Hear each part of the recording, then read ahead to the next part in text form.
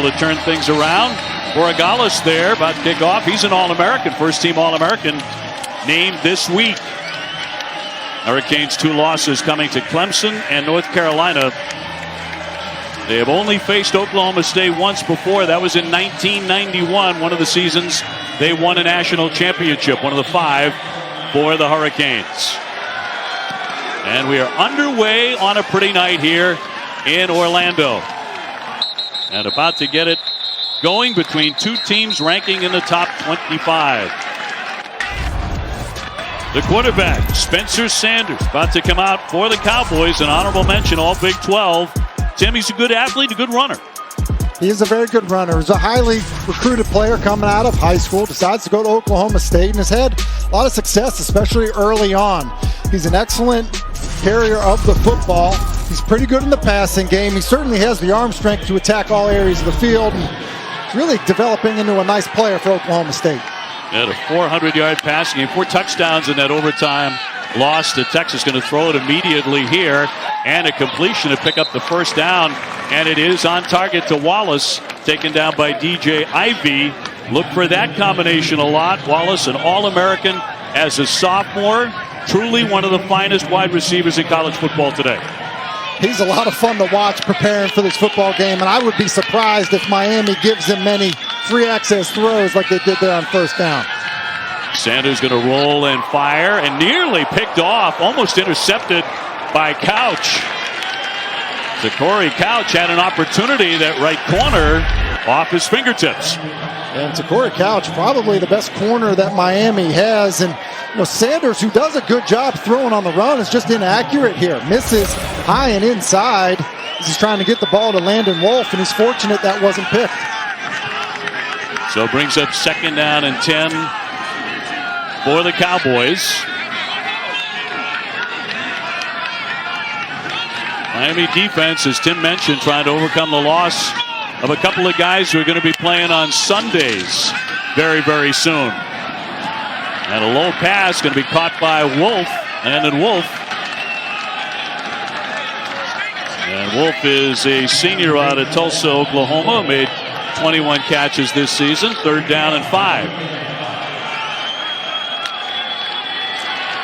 Sanders looking to move the chains, darts that one for a first down. Into heavy traffic, but the completion to Wolf again to move the sticks. Yeah, one of the things Oklahoma State does a nice job of, you see how quickly they get to the line of scrimmage, but it's different formations. In that 3rd down to get into a bunch set, and Wolf was just able to sit in the zone. Easy completion for the first down. Both of these offenses want to go very, very fast, certainly giving the Cowboys an advantage with the pass rushers, Phillips and Roche, opting out for the NFL. 1st down and 10. And Sanders with some play action. Plenty of time in the pocket. And fires that one complete. So out of the gate, finding Wallace again a couple of times. Couch with the tackle. And Wallace really a true game breaker. All Big 12 first team. Hasn't played since December 5th because of a knee injury, but he's looking sharp here early. 2nd down 1. Going to throw it again. And a slant here to Wallace, the target, and they'll move him again. I mean, it's remarkable, Dave. I mean, we talked to Blake Baker, defensive coordinator for Miami, and he said, look, we're going to roll coverage to him. We're going to give him all kinds of attention. They've actually done that after the first play of the game.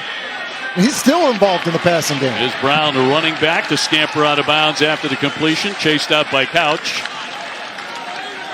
And the Cowboys have had some offensive highlights. At 47 points against Kansas, 50 against Texas Tech, 42 against Baylor. But some injuries, particularly up front, Tim, have slowed them down. So they've been somewhat up and down offensively. Yeah, and I think we've seen that a lot across the country as teams dealing with the virus, dealing with injuries. Oklahoma State no different in that regard. Stoner, the man in motion, the intended target, made a tough catch there.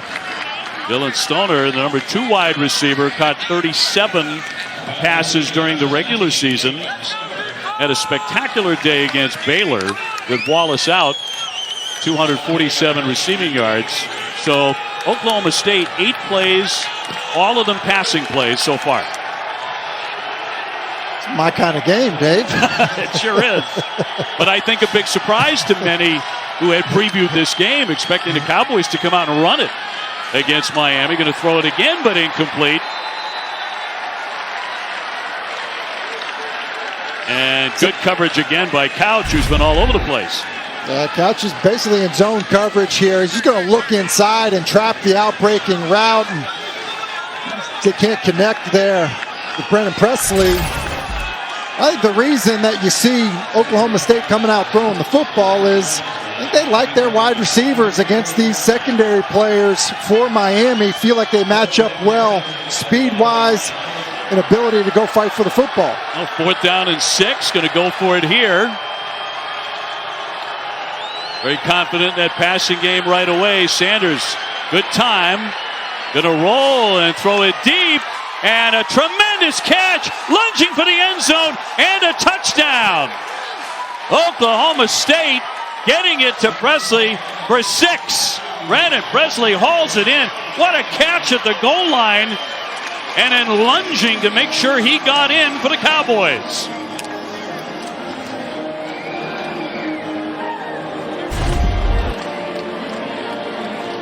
What a catch is right, Dave. You see him just comes back to the football. You know, as Sanders escaped outside the pocket, Presley kind of gets away from the coverage. Ball's a little bit underthrown, but it's an excellent job of Presley fighting back through contact to go make the catch. Well, spectacular effort there. And Oklahoma State strikes first here in the G's-It full 7-0.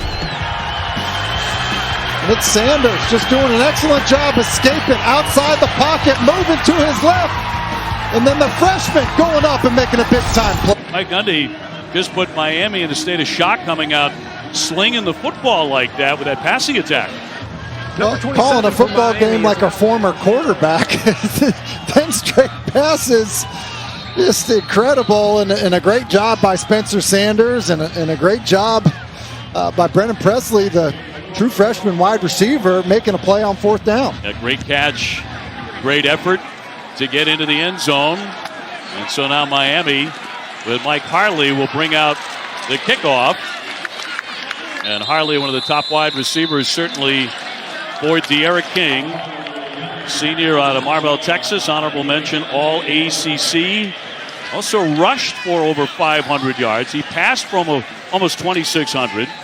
Timmy accounted for 26 touchdowns with his arm and legs. Yeah, he was awesome this season, and they really use him as a design runner. Even though he's not that big of a guy, he'll run between the tackles. They'll get him outside as well. He's good when the play breaks down as a runner, but he's also a really good passer, very accurate and a good deep ball thrower. And he's going to run it on the first possession for the Hurricanes. King on the carry, stopped by Tyler Lacey. Oklahoma State has won 4 of its last 6 bowl games. Miami has dropped 9 of their last 10. So Manny Diaz says we got to find a way to win these bowl games, and Harris is tied up and he's taken down. Cameron Harris with the carry. Arvell Peel with the tackle to wrap him up. Yeah, and listen, Miami's got a tough challenge with this Oklahoma State defense. It's a very good group on that side of the ball. You've seen already on 1st and 2nd down here, the fight that they will be in with this front of Oklahoma State. Lost a yard there, 3rd down and 9. He's going to wing it here for Harris. He gets free of a tackler, gets across the 30. Talk about a fine second effort before Arvell Peel brought him down, but Cameron Harris picks up the first. Cameron Harris is a good back. He's physical. He's got good speed. He's kind of the veteran of the group with 2 young guys behind him. That's an outstanding play on 3rd down. And now the heave by King, and he's going to overshoot his wide receiver. That was intended for Mark Pope, but you see how quickly they want to go. And the OSU defensive coordinator, Jim Knowles, said it's not the speed that's the problem. It's when they freeze.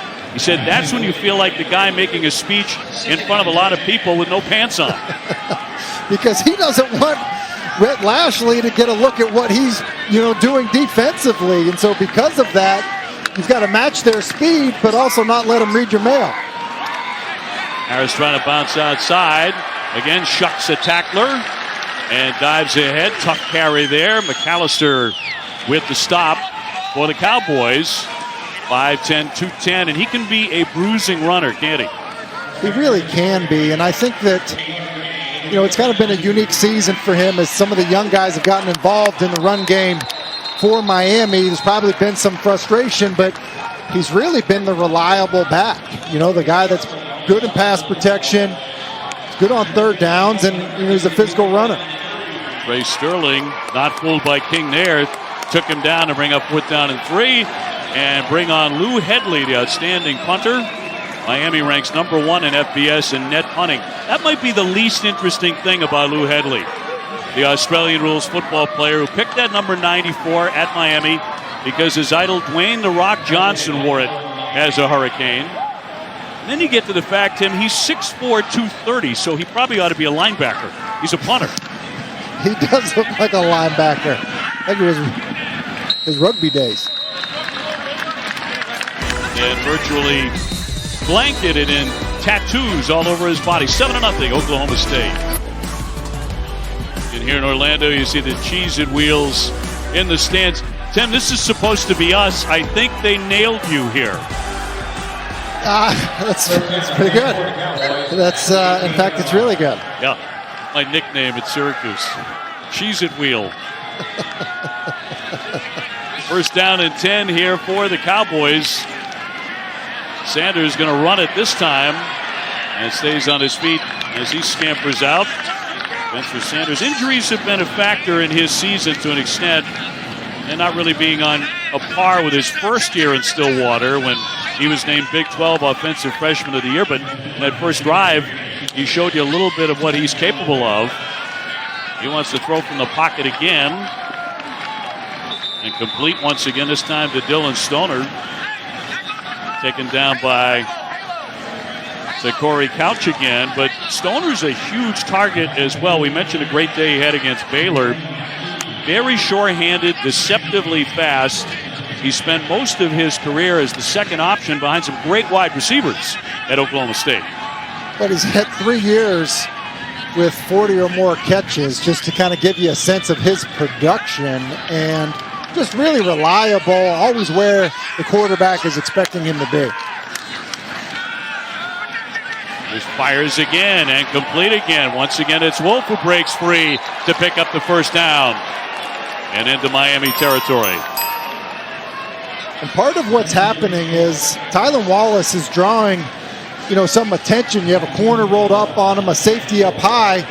Oklahoma State's running some of these RPOs, these run-pass options, and the overhang defenders committing to stop the run, which is leading Spencer Sanders to just spit the ball outside into the flat. Now, the Miami defensive coaches told us this week, we're going to try to have 2 men around him at all times, talking about Wallace.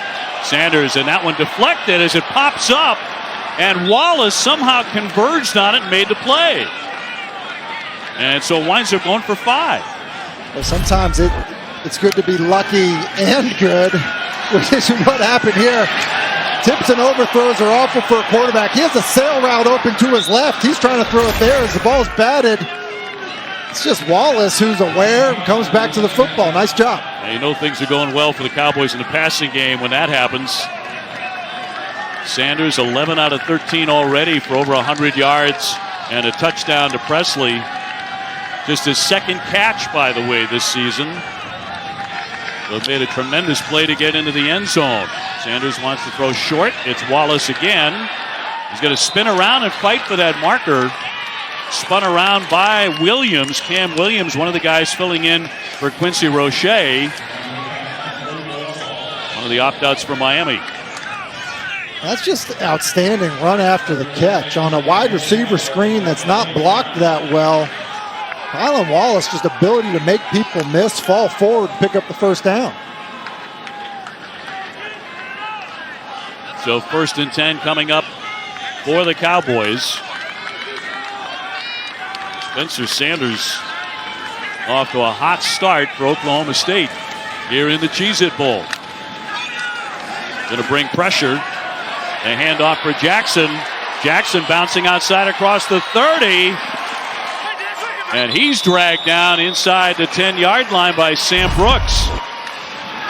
And this is controlling the tempo offensively. They just run away from the blitz. They're bringing Gilbert Frierson off of the offense's right, and they just decide to run it away from it. Nice pickup. First and goal for the Cowboys. Brown stacked up in the center of the line. So not much there. They'll bring up second down and goal.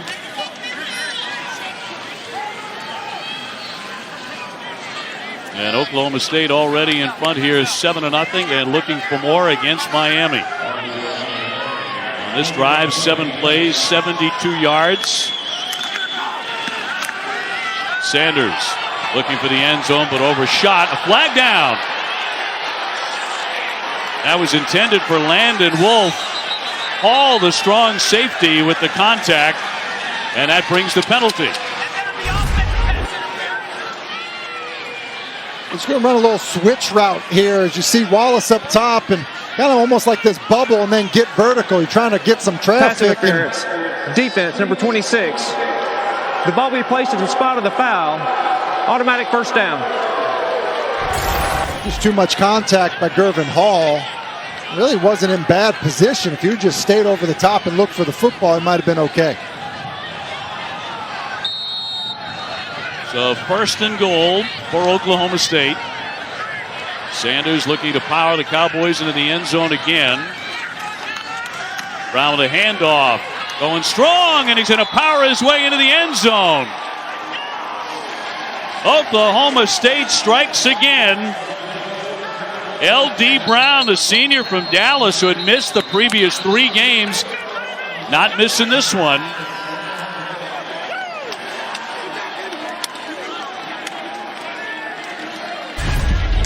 For an offensive line that's banged up, they sure get a lot of movement. They just run power. Down, down, and around. The right side of the offensive line is blocking down. They pull the guard around. And that's just good power football. Blocking your man into the end zone. That's the coaching point. Go score with your man. Logan Carter does that. You got a man Pretty down good here. effort by the guys up front. Man down for Miami, Tim. That is Jonathan Ford. The tackle, 6'5", about 320, the senior from Fort Lauderdale, injured on that play, on which the Cowboys scored again, and on the verge of going up 14-0. And now you see the ground attack coming into play for Oklahoma State. Brown, along with Jackson and Richardson, have done a great job taking over with Hubbard out. You really didn't get the feel, even though Chuba Hubbard had a fine career, he was second team All Big 12. You didn't get the feeling, talking to Coach Gundy and everybody else for the Cowboys this week, that they considered that a gigantic loss because he's been missing for so long. It certainly didn't feel that way talking to them. They feel like they've got 3 really capable backs, and getting L.D. Brown back in the lineup, he did miss the last 3, and they have a kind of a stable of backs. And you think about Desmond Jackson, doesn't have a single negative run this season. It's pretty good for a guy that has over 500 yards rushing. And yeah, I think they feel like they can roll them in, keep them fresh. And because of that, maybe it doesn't feel like there's much of a drop-off in their run game. Jonathan Ford has to be helped off. And Oklahoma State looking for the extra point. Brady Pohl. And he drills that to make it 14-0 Cowboys.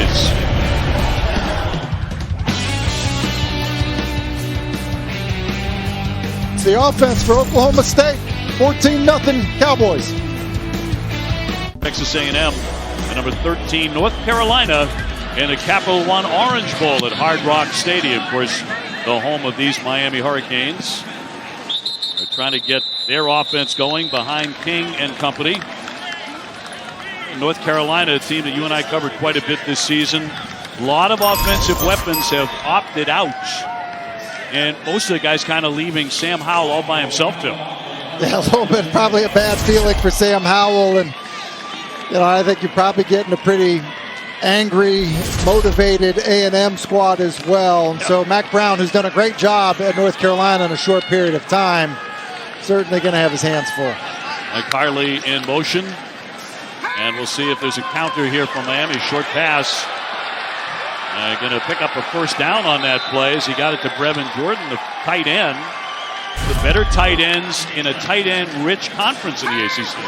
It sure is, and Brevin Jordan's among the best of them. And, you know, he's a guy that I think they really need to get involved against this defense. You know, you look back at the Kansas State game for Oklahoma State, and it had some issues with the tight end, and it wasn't a guy of Brevin Jordan's caliber. Harley trying to make something on that sideline. Top receiver, the fastest man from Miami, taken down by Malcolm Rodriguez, who, after a 4-yard pickup, took him out of play. Rodriguez leading the Big 12 in solo tackles with 52. Was, after all, an all-state wrestler in high school in Oklahoma. Is Harley again, trying to bounce out, trying to get free. He's going to be stopped by Trey Sterling. You know, in this defense, as you get third down here for Miami, this defense for Oklahoma State has been tremendous on third down. One of the best in the country. And they just find a way, kind of switch looks up, you know, rally to the football. You know, you mentioned Rodriguez is a former safety, a high school quarterback. He's got good speed, good instincts. And you know, I think this kind of 3-safety defense does a good job in these third and mediums. Well, they sure do. They're number 2 nationally in stopping the opponent on third down. King's going to be well shy of a first down as Murray made the tackle. That's a very good defense. This defense has scored 4 touchdowns this season. That's number 1 in FBS. 3 fumbles and a pick 6, so they get it done. One must get the sense from Miami a little bit with how it's going, already down 14. You know, that maybe want to pick up that first down right here on 4th down. 4th and 2, so they'll go for it. Down by 2 touchdowns. This is, of course, one of those situations where they're not going at warp speed. They send Pope right behind the quarterback. King to roll. He's going to throw it up there, and it's broken up. And he's stopped on a play by Christian Holmes, intended for the tight end, Jordan. Well, I think it's the right idea by Miami. Move your quarterback who's mobile, who throws well on the run. Try to get it to your big tight end, and the ball's just a little bit underthrown. And Brevin Jordan probably needs to fight back through contact a little bit better because Christian Holmes is kind of right there. And even though he doesn't look back for the football, doesn't make enough contact with Jordan for there to be a pass interference call. No, well, King thought otherwise, sees, yeah, well, he sees it differently, and I understand that. It is close, but to me, and look, I generally favor the offense. Not enough contact there for a flag. Big stop by that Oklahoma State defense. Right off the back of the helmet of Holmes. So 1st and 10, I'll tell you, Manny Diaz was livid that there was no interference penalty. Take a look at this. Yeah, I mean, I think that classifies as livid when you're throwing your call sheet and your headset down. I just think Brevin Jordan needs to kind of put his foot in the ground and make it an easy call for the official rather than fading away to the football. Ball's in the air. Who cares what your route was? You don't have to continue to the corner. Fight back to the football through contact, and you'll get the call. 2nd down 10. Completed pass to Stoner, who took a hit. We talked about the guys that he's been playing behind in his career and waiting his turn to have, you know, big games like he had against Baylor.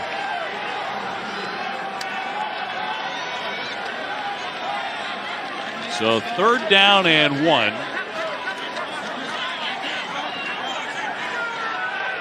And Richardson now one of the 2 running backs. Sanders going to throw. Wallace picks up a first down. Miami's not lined up right. 3rd and 1. They're thinking about stopping the run. They forget to cover Tylan Wallace, and it's a great job of Spencer Sanders of seeing it, just raising up and throwing the football out there to pick up the first down. Nice job of playing quarterback, being aware. Look at this for the Cowboys. Already 163 yards of offense. Moving the football. Richardson with the carry. True freshman who exploded in the season finale at Baylor for 169 yards and 3 touchdowns. That was second at OSU for a freshman, only to the great Thurman Thomas, who went for 206 yards in 1984 against K-State.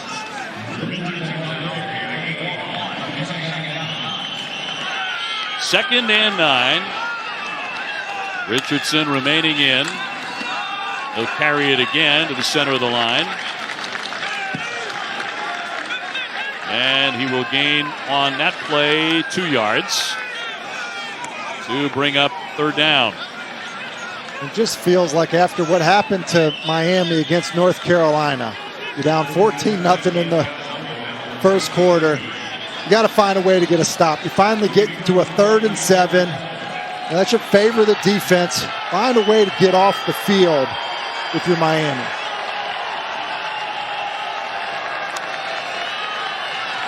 Sanders to put it in the air again. And another completed pass to Presley. And he's in the open field, heading for the end zone. He is in for another touchdown. And the freshman has already had himself a night. 32 yards. And the Cowboys get 6 more. Well, had himself a night is right. He had 1 catch on the season. He's got 2 tonight, and they're both for touchdowns. Did a good job sitting at the zone here. Ball's right on him. Excellent throw, good timing. And then how about the speed in space? I guess you have to be if you're 5'8", 165. A good job of getting the football in your hands, securing it, and then getting up the field. Presley already with 2 touchdown catches, and both of them really have been spectacular. 21-0 Oklahoma State. Both of them in this game. As Tim mentioned, he had 1 catch this season. But he's having a tremendous bowl game. So Miami in deep trouble right away. Here's Harley trying to bring it out. He's following a blocker. He's getting across the 40-yard line, and a big carry back on the return, although a flag is down. And Miami needed a jolt. Let's see what the penalty is here. 21-0 Cowboys. And inside the last minute of play here in the first quarter. During the return, blocking the back receiving team, number 7. 10-yard penalty from the spot of the foul. First down. So it was a 41-yard return, but the penalty. And they're calling it on Xavier Restrepo, and man. And I guess, to me, that's a rough one. It's basically the kicker turning his back, trying to rally to the football, and Restrepo actually tries to avoid him. And I guess you can understand what the official sees, but I don't like that call. Jordan, tight end, trying for that marker. Eventually stopped by Trey Sterling, but Brevin Jordan, as mentioned, second team All-ACC in a conference loaded with tight ends, led by BC's Hunter Long and Duke's Noah Gray, Tony Poljan of Virginia, among a long list. Going to fire it back to the quarterback, King. And King on the trick play is loose across the 40-yard line. So the double pass and 15 yards for that game. Well, it is bowl season, Dave, so that does mean you got to get some trick plays. Miami gets into an unbalance, spit it out like it's a little bubble or perimeter throw, and would not be surprised if they have something more down the field off of that same look. First down 10. See Wiggins in motion. King time in the pocket. He's going to fire that one, and a completed pass. He got it to Chaney for the first down to end the first quarter. So Miami, some much-needed momentum because that first quarter was all Cowboys, Tim. That is the end of the first quarter.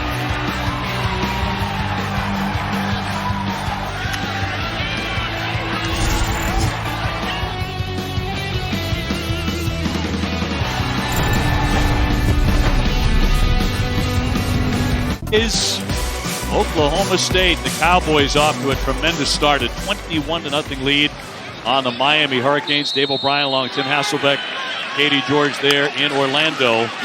And this one feels very big from Miami. The scamper by King. I realize it's just the early seconds of the second quarter, Tim, but it feels huge for Miami. It certainly does. I mean, down 21, your last time out, kind of had an offensive explosion, run you off the field a little bit, and kind of was starting to have that North Carolina game feeling, which was the feeling that Manny Diaz felt like his football team had to get out of, the taste out of their mouth. And so, yeah, down in tight here, a response feels like, maybe give this team a little bit more life. King rushing for 3. Brings up 2nd down and 7 for the Canes. De'Ara King, so much of their offense running right through him. He'll go to the end zone for the touchdown. Caught by Brevin Jordan, the tight end. Yeah, must-have from Miami. A 10-yard strike, and the Canes are on the board. Well, there's the answer. That's a great response. And it is Brevin Jordan. We've talked about, you said, Dave, obviously a really good tight end. He's in the slot here. He's just going to run to the post. A little seam that'll bend to the middle coming off of the play action. It's good timing by De'Ara King. Good ball location for his big tight end. So the All-American Borregales on for the extra point. An absolute must there from Miami if they're going to say they're back in the football game. As we get the second quarter underway, that'll make it 21-7. Well, Miami fights back. De'Ara King with a couple plays finds his star tight end over the middle for 7.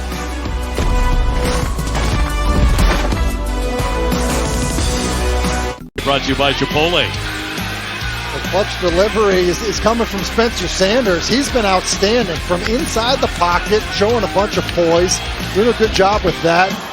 There's that adjusted arm angle and arm slot. Then the ability to escape and create offense. Moving to his left, able to find Presley for the first score. I've been really impressed with him. I mean, there's a calmness in the pocket and been really accurate. And yeah, you should at a high step and be excited for how the night has gone so far, Spencer Sanders. 19 for 22, 205 yards, 2 touchdowns. Miami to run it. And looking to bounce outside. Chaney down the sideline. Trying to cut back in. A huge gain for the Canes. That rush for 44 yards.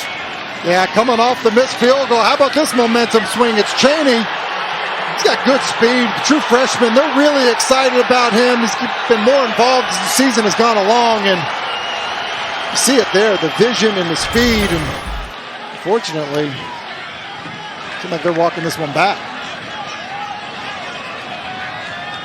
See where he stepped out. That's the key. So back that up to a 27-yard rush because he stepped out of bounds. King wanting to go fast and incomplete, underthrown.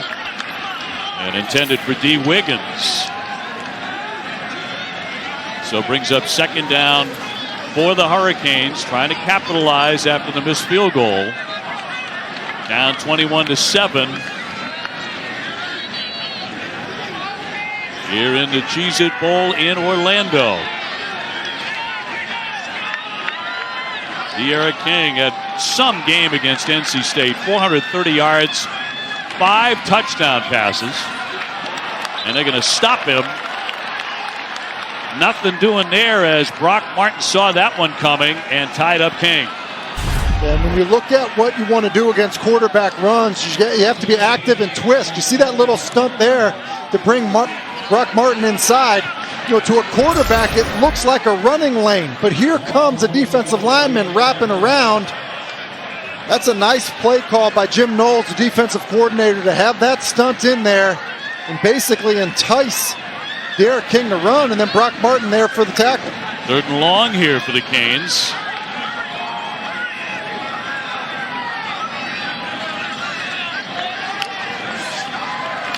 On 3rd and 12, he's back to throw. Going to throw it long. It's going to be incomplete. There's a flag down. He wanted Mike Harley, his #1 target, who caught 49 passes this season, but a flag on the play. And Harley already celebrating. Pass interference. Defense number 31. The ball will be placed at the spot of the foul. Automatic first down. It's Harvell Peel who basically just, kind of overplays it and gets flat-footed, and Hartley's running full speed, reaches out and grabs him. Clearly a penalty and a pretty big break for Miami on 3rd and long. Harvell Peel, one of the top men in the secondary with a couple of interceptions, but was 3rd and 12. Now on 1st and 10, Harris going to try and cut back inside, so penalty could be very, very big indeed. Trey Sterling with the stop. Defense has been such a big factor for the Cowboys all season long. And looking for another stop here. 2nd down and 9. Miami now with 139 total yards. Of course, most of the Cowboys have come in the air.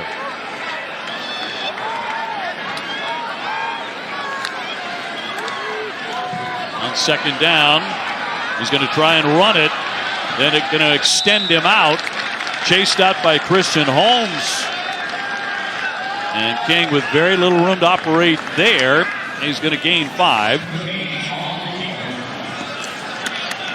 And I think here, when you look at what Miami likes to do in these situations, it's probably get a look at the defense. Don't be surprised to see a double count so that Rhett Lashley can get a sense of what Oklahoma State is doing defensively to get to the call he wants.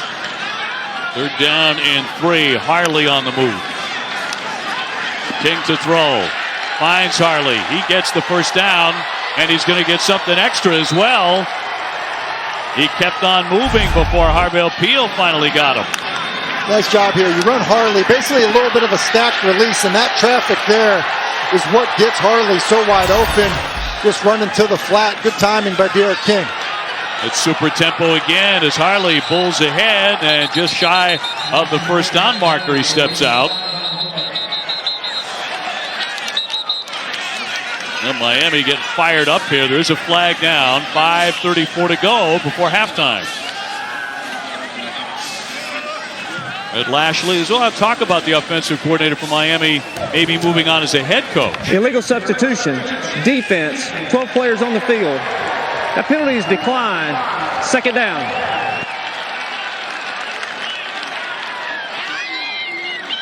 Now, Red Lashley's name came up the opening at Vandy for a couple of weeks there. His name was in the mix. 2nd down and short here for the Canes. King throwing, hitting his tight end. That's Will Mallory. They really have a two-headed monster at tight end between Jordan and Mallory, don't they? They really do. Will Mallory, a very good player, be a starter, most places, and they kind of feel like when their best 11 are on the field offensively, both of their tight ends, Mallory and Jordan, are on the field. They do rotate them through. Both guys have kind of dealt with injuries this season. They're fortunate to have that kind of depth there. Good drive here, and it continues 1st and goal for the Hurricanes. King to keep it, looking for the end zone. Touchdown, Miami. There is a flag on the play. A flag down, but King finds the end zone. Well, Miami showing a lot of life here. If it holds up, it's a 7-yard touchdown run for De'Aaron King. Well, we check the penalty. Holding, offense number 53. 10-yard penalty from the spot of the foul. Still 1st down. So erase the touchdown on the hold. Well, the call's on Ja'Kai Clark, number 53, the left guard right there. And it's kind of a zone read with an escort run. It's going up to the linebacker level. And he just reaches out and grabs Rodriguez. And I'm not sure he even needed to do it, Dave. Rodriguez is a good player, but with De'Aaron King's speed, he just takes a bad angle and probably would have been better off just letting him go. So the Canes set up again. And from the 15-yard line. Down 21-7 here in the Cheez-It Bowl. And a timeout. Timeout. Exclusive content and a chance to win prizes. You can register today at collegefootballplayoff.com/all access. Great time of year. College football semifinal coming up on Friday. First down and goal here for Miami. Once again in need of a score. This is the 10th play of the drive for King and the Canes. Here's Harley. And spun out of bounds by Trey Sterling, who's been very active out of that secondary for the Cowboys. Yeah, and that's another one of those plays. We saw that double pass earlier. It's basically the same formation. They're in unbalanced.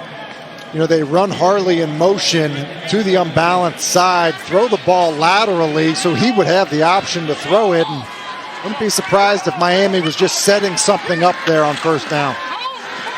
King in a scamper on the move. A flag drops. And he is upended around the 10-yard line. Again, it's Sterling, and he is down. D'Eriq King kind of clutching at that knee as he took a shot. This is something they have not had to worry about this season for the transfer from Houston. He's really been an Iron Man, but he is down with 4:06 to go in the half. D'Eriq King upended, went airborne, and there's the reaction from the Miami sideline as the trainers attend to him. Defense, 0. Half the distance to the goal from the end of the run. Replay second down. A hold on Christian Holmes, but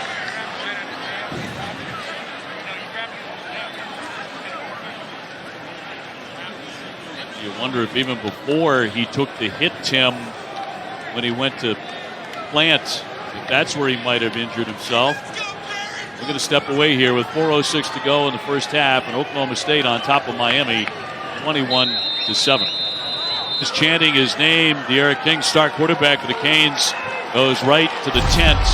Take a look at this play where he was hurt, Tim. Yeah, and you don't know if it's on that cut right there with his right leg or when there's contact with the knee from Trey Sterling.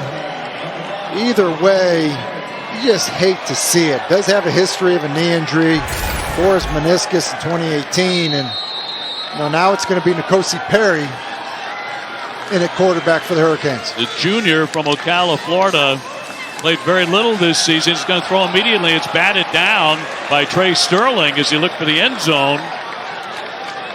And Perry, who attempted only 13 passes all season, 7 out of 13, 1 touchdown and 1 interception, 6'4", 190. He is 6-3 as a starter, over a 3-year, career, and he had Brevin Jordan there. That one has got to hurt a little bit. He's got Brevin Jordan. The ball just gets batted at the line of scrimmage. Otherwise, we've been 1 for 1 for a score. Third down and goal. Looking for the short pass again, and that one's going to be broken up and incomplete. Rodriguez broke it up, intended for the running back Harris, and now he's down. Cam Harris is on his back. And D'Eriq King out of the tent, getting a lot of help just to walk slowly along the sideline.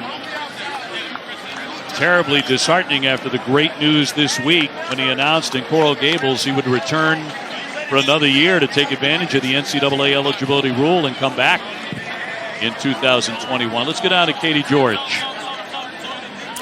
Dave, Tim, the athletic staff here at Miami, they asked D'Eriq if he wanted them to bring out the cart for him, and he said, no, I'm going to walk it myself. And as you can see, he's barely putting any weight on that right leg. His right knee clearly injured at this moment, but talk about toughness. He said, I'm going to walk the whole way. Number 52 for Miami is now wearing 82. I mean, this is one of the reasons they talk about how much they admire him on both sides of the football. The defensive side loves him just as much as the offensive guys do. Well, you saw, Bubba Bolden was one of the first guys, the good safety from Miami, was one of the first guys over to check on D'Eriq King he was down on the ground on the field of play, and there are some guys that will say, listen, no matter what, I'm not coming off the field on a cart. And obviously Derek King has that mentality. He was described to us as a guy that just loves college football so much. Rhett Lashley even said he's almost like Tim Tebow, the way he just loves college football so much. That's hard to see, just as a fan of college football, to see Derek King exit a game that way. Now there's Cam Harris, who is injured on the last play, who at times has been the #1 running back for Miami this season. Well, Borregales on from 22 yards to try and get the Canes back on the scoreboard, and he does as he drills the field goal. He is 19 for 21. But the major story here in the final minutes of the first half, certainly the injury to the star quarterback from Miami, Derek King, on this play.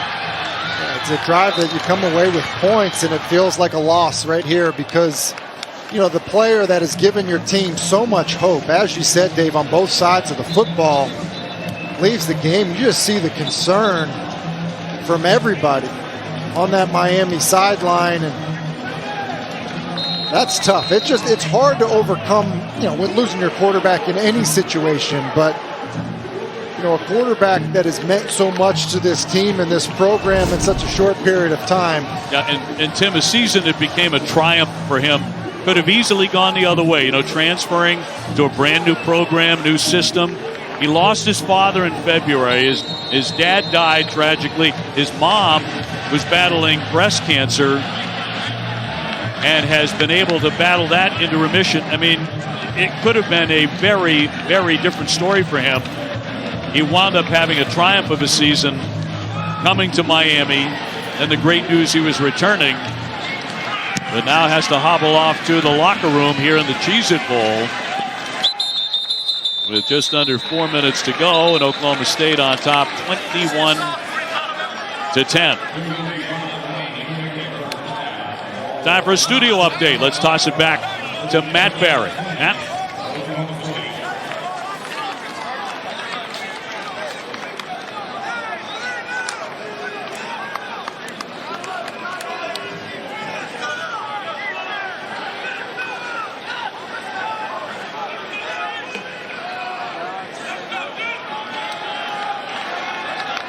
Okay, Matt, thank you very much. So the Cowboys take over on offense, which has stalled a little bit here. And Miami coming to life on the defensive side. Jade Silvera, the junior out of Pembroke Pines, Florida, with some emotion, and they lose 2 on that play. Second down and 12. Sanders has had a great night. Spencer Sanders, a Cowboy quarterback, came out firing.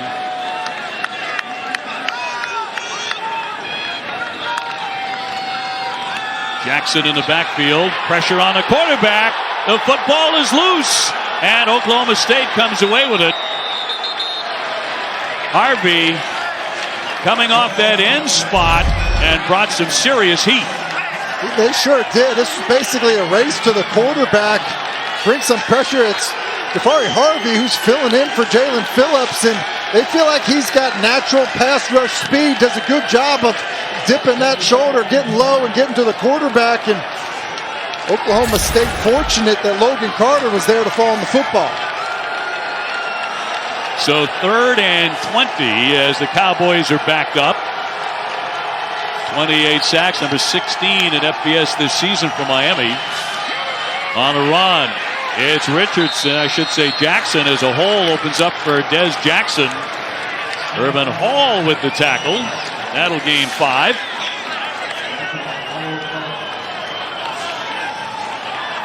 You wonder, Dave, how Miami's going to handle this drive with Derek King not available. How comfortable are they in a 2-minute situation with N'Kosi Perry? The Cowboys forced to punt for the first time in this game on 4th and 15. And Tom Hutton, a 30-year-old true sophomore from Australia, as he will launch this one. Harley bobbles it. Miami with the scramble with Oklahoma State. We'll see who came away with that. Both sides indicating they have the football. Now Miami is, as they take him off the pile. Another loose football as Harley bobbled it. And Oklahoma State will have the football. So Miami with a special teams mistake. And Harley Jr. usually very sure-handed, but he gave it away. Well, this is brutal. It's just a fair catch. Should be there, and he just bobbles it. And then looks like Corey Couch maybe has a chance to fall on it, but his momentum takes him past the football. After your defense has a great stop, the special teams blunder. Put your defense in a really tough situation now on a short field. So Sanders and the Cowboys get it back. On top 21-10 here in the Cheez-It Bowl. They're going to bring some more pressure. Sanders evades that. He's going to fire long. Wanted Presley again. Good coverage there by DJ Ivey on the pass play. That's close to being a phenomenal play by Spencer Sanders. You see him climb in the pocket, all types of traffic around him. And that was a long throw from the right hash on a corner route to Presley. Sanders, a former Mr. Texas football, highly recruited. Had offers from Ohio State, Texas A&M, Penn State, lots of schools. On his feet, and he will go out of bounds with 1:31 to go here in the first half. Well, it started out all Cowboys. Sanders having a great night. But Miami, even with the loss of their quarterback, and a huge loss indeed, able to nudge back into the game. 3rd down and 10 coming up. Oklahoma State trying to take advantage of the turnover.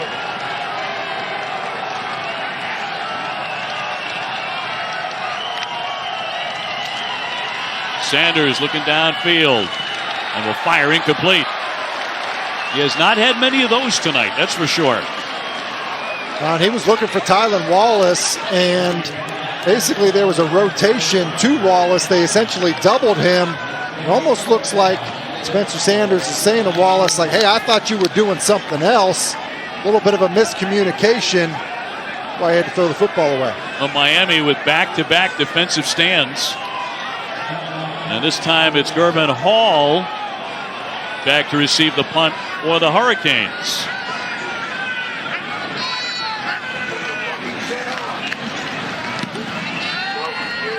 And Hutton with a short punt, and at the 10-yard line, the Miami drive will begin with 1:20 to go, 31 yards on the kick. Lead over the Hurricanes, who will have the ball. Miami will to begin the second half, but they will not have their outstanding quarterback, De'Ara King. He was injured late in the first half. Dave O'Brien, Tim Hasselbeck with you. What a tremendous blow from Miami. And, you know, given everything that's happened with the players opting out all over the country, Tim, this is a guy who elected to stay. He announced he was returning next year. It was great news there in Coral Gables. And then this injury in the final minutes of the first half.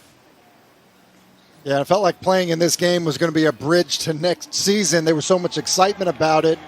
And Miami's battling back, down 21-0, and it feels like, you know, a little bit of the wind out of their sails with the De'Ara King injury. But N'Kosi Perry started 9 games in his career. Let's see what he can do for this Hurricane offense. So underway here in the second half. Mike Harley's going to take it out. And Harley looking for some open spaces. Finally dragged down hard. And we got a flag on the play here in the first 7 seconds of the second half, with Oklahoma State in charge 21-10. And if you did miss it, if you were not with us at the time, we will show you, we will replay that injury to De'Ara King.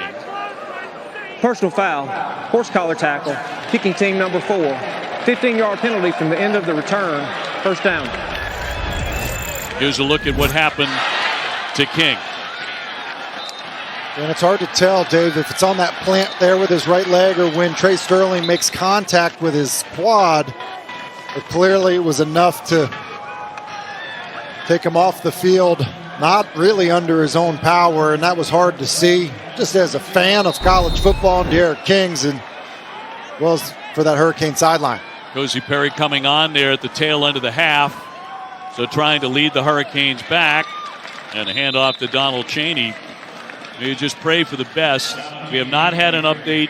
No injury news on King to this point as that carry goes for 3 yards.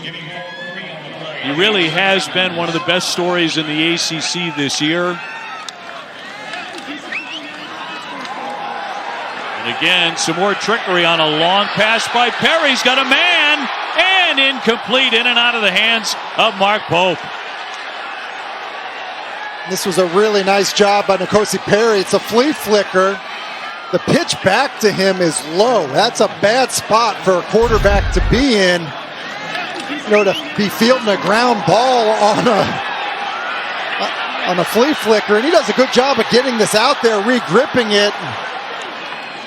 Now Mark Pope's got to come up with that one. That ball, tad underthrown, but that needs to be caught. That's a second big drop by Miami. And D. Wiggins had one in the first half. Flag here. Another one to begin the second half in Orlando. Offside. Defense number 1. 5-yard penalty. Still third down. And you almost wonder why here you didn't get a free play. Like, to me, this didn't look unabated to the quarterback initially.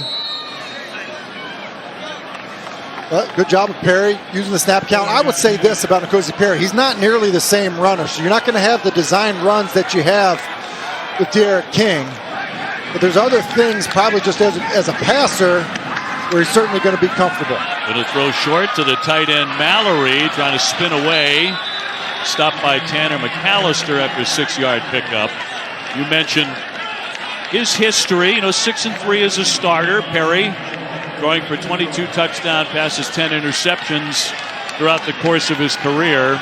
Not a factor this season because King became such a big star. First down and 10. Time to throw and complete. That'll be caught by Jordan as he is dragged out by Trey Sterling.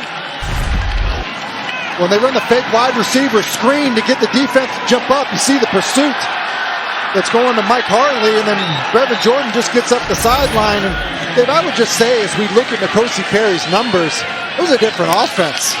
An offensive line that was not playing nearly as well. Going to be broken up. Scheme. Intended for D. Wiggins.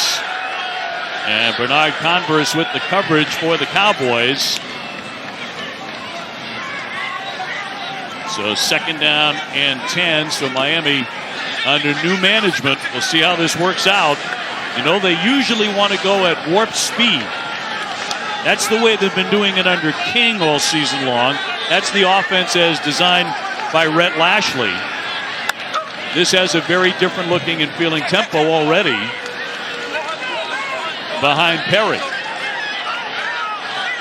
Trailing 21-10. Out of the shotgun, pressure on him. He'll dump it and incomplete. Off of Wiggins again, couldn't handle it. He's having kind of a tough night. This is a brutal drop because it is blitz zero. Rhett Lashley sees it pre-snap, and they're going to get to a wide receiver screen. If Wiggins will catch it, they've got a hat for a hat, and that's going to be a touchdown. That's the third brutal drop. That's a great play call in that situation by Rhett Lashley. Wide receivers for the Hurricanes are not helping Perry. At least not yet. Third down and 10. The backup trying to fashion a drive here right off the bat in the second half for the Hurricanes. He will throw, and that's going to be out of bounds. The catch by Keyshawn Smith, who can really fly. A freshman they love, but incomplete. And because it's into the boundary, they just run out of room. It's the right place with the football. And, Keyshawn Smith wins. He just ran out of real estate with where N'Kosi Perry put that football. So Borregales on to attempt one from 40 yards. One of the best in college football, first team All-American this year. And That kick is up, and that kick is perfect. Miami scores first to begin the second half, 21-13. Cowboys. As he's pursuing to the quarterback right there. Yep. Step on the right hand of Spencer Sanders. And listen, not only, obviously we saw him bleeding. He cut his hand. Just, hope they didn't break any fingers or anything like that. Yeah, that's 6'4", 285 coming down on your throwing hand. That's going to be a completed pass out to Mark Pope, who lunges ahead, picks up a first down, and a 12-yard gain. Let's get down to Katie. Well, guys, Sanders has multiple cuts and gashes on his knuckles and fingers of that right hand. They put an ointment to stop the bleeding. He writhed in pain a couple of times because that ointment stung, but he did give a smile and said he's good to go. Thanks for the help. All right, Katie, thank you very much. So Dave, quarterbacks are tough. I don't know if you knew that. Yeah. Really tough. Some of them are very tough. You had that reputation. Old Ironside, just a long throw, and the play is going to be broken up. The intended receiver, Mike Harley. And a good job by Tanner McAllister. Another man down, this time for the Cowboys. That is going to be Brendan Evers. A big tackle, a junior out of Bixby, Oklahoma.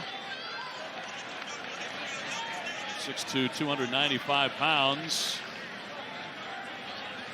21-13. Oklahoma State with the lead. Sanders, who got off to a tremendous start, slinging it all over the place. Offense has slowed down a little bit. Miami's back in the game.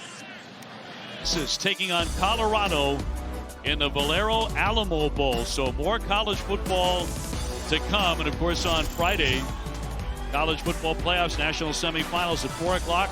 Number 1 Alabama against number 4 Notre Dame in the Rose Bowl.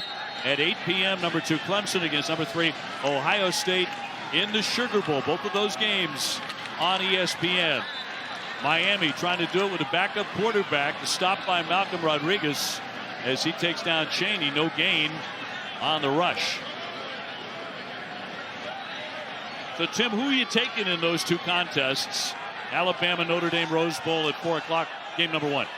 I like Alabama. I mean, just so good, so much speed. I think that they probably end up proving to be too much for Notre Dame. And, Clemson, I think of Trevor Lawrence.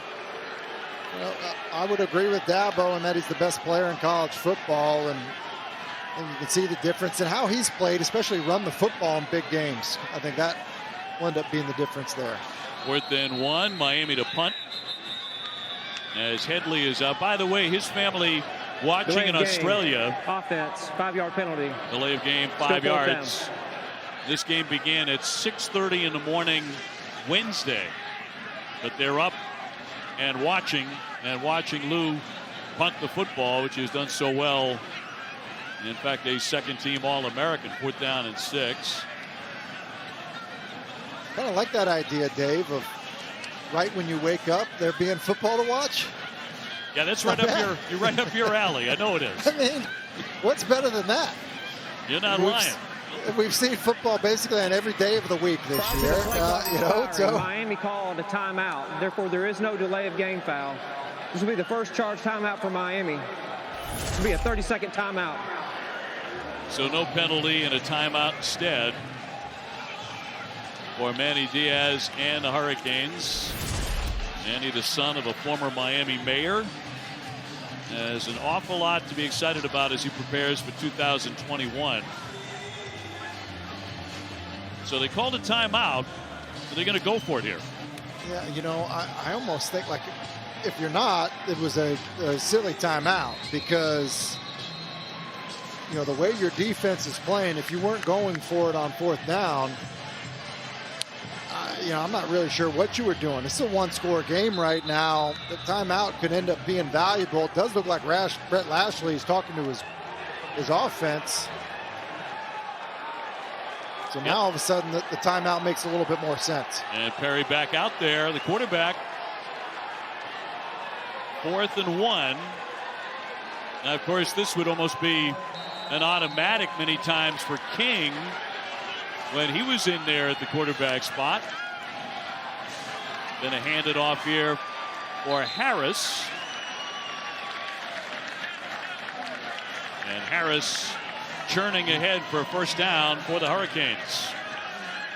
That was close, but you see why Harris is their short yardage runner, and all of a sudden Manny Diaz, paying off that timeout, keeping this drive alive.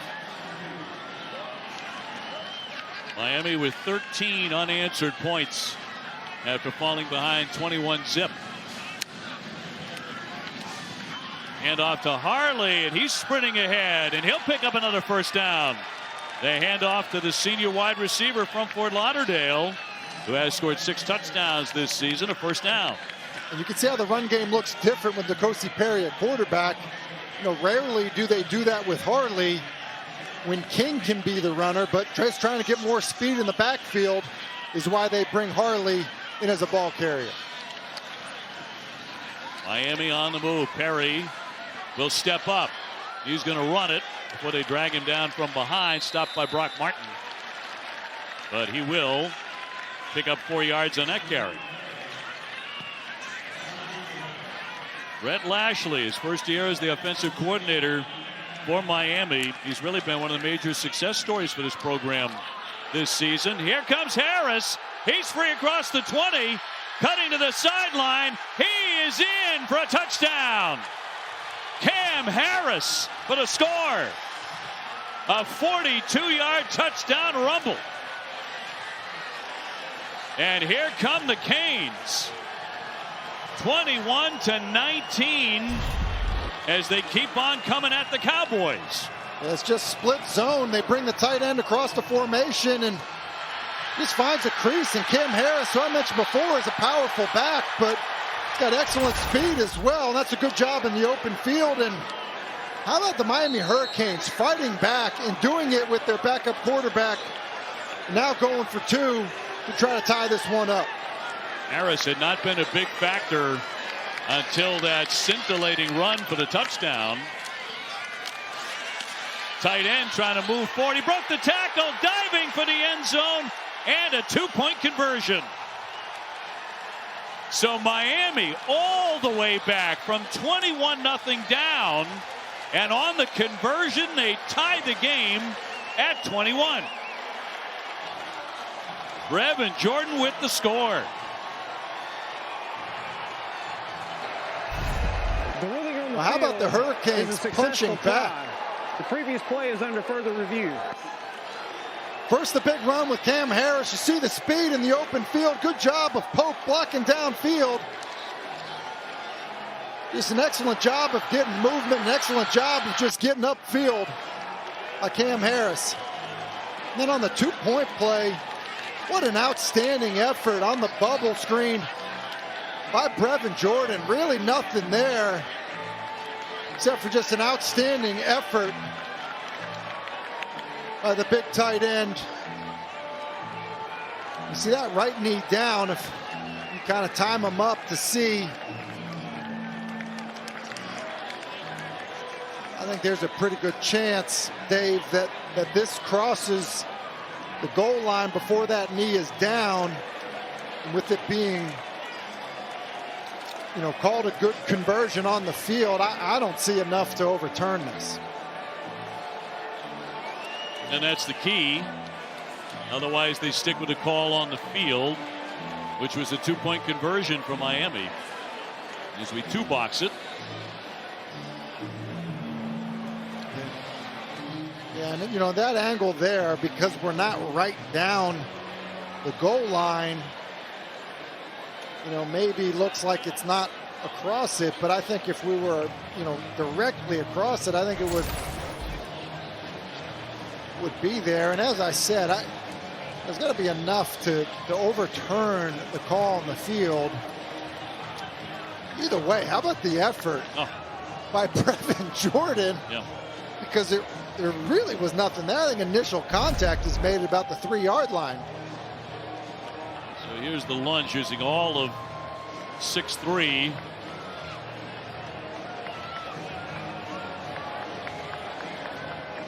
do they have enough evidence to overturn that? Rule the 2-point conversion on the field. This is a long look, too. Let's see how we're looking at it from in the end zone. Sure. And I think that, that perspective, is a little tricky. After further review, the ball carrier was short of the goal line. For the Hurricanes.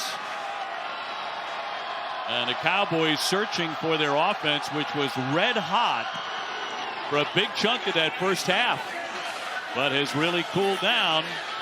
Presley, who's been their hot hand, and he takes a pretty good hit. Good coverage there by the Hurricanes on special teams. As he returns it for 15, we take a look at the Bowl Challenge Cup now. The standings brought to you by Progressive. Mountain West 2-0. Sunbelt at 4-1. ACC playing here tonight with Carolina also on the docket. So last time we saw Spencer Sanders, he was nursing an injured right hand, which was bruised and bleeding. Let's see how he reacts. Pretty good on the first one as he got that pass to Martin. Martin trying to move away from the tacklers, and there's a flag down on the play. Bubba Bolden tying him up eventually, but a flag. 15-yard pickup there for Martin. But a penalty.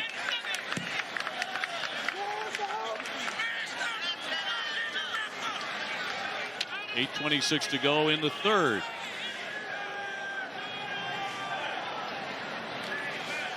And suddenly a very tight game here in the Cheez-It Bowl. Block in the back. Offense number 87. 10-yard penalty from the spot of the foul. Still first down. You see Logan Carter, 87 right there, is just kind of pursuing. Good hustle, trying to make the play. And, as Tate Martin gets up the field, they get him for a block in the back. I'm not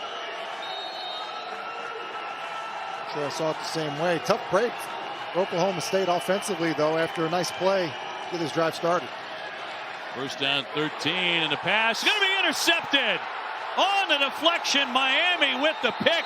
Bradley Jennings. And the Hurricanes force a turnover. A flag down, however. We've had a bunch of those here in the second half already. A flag down.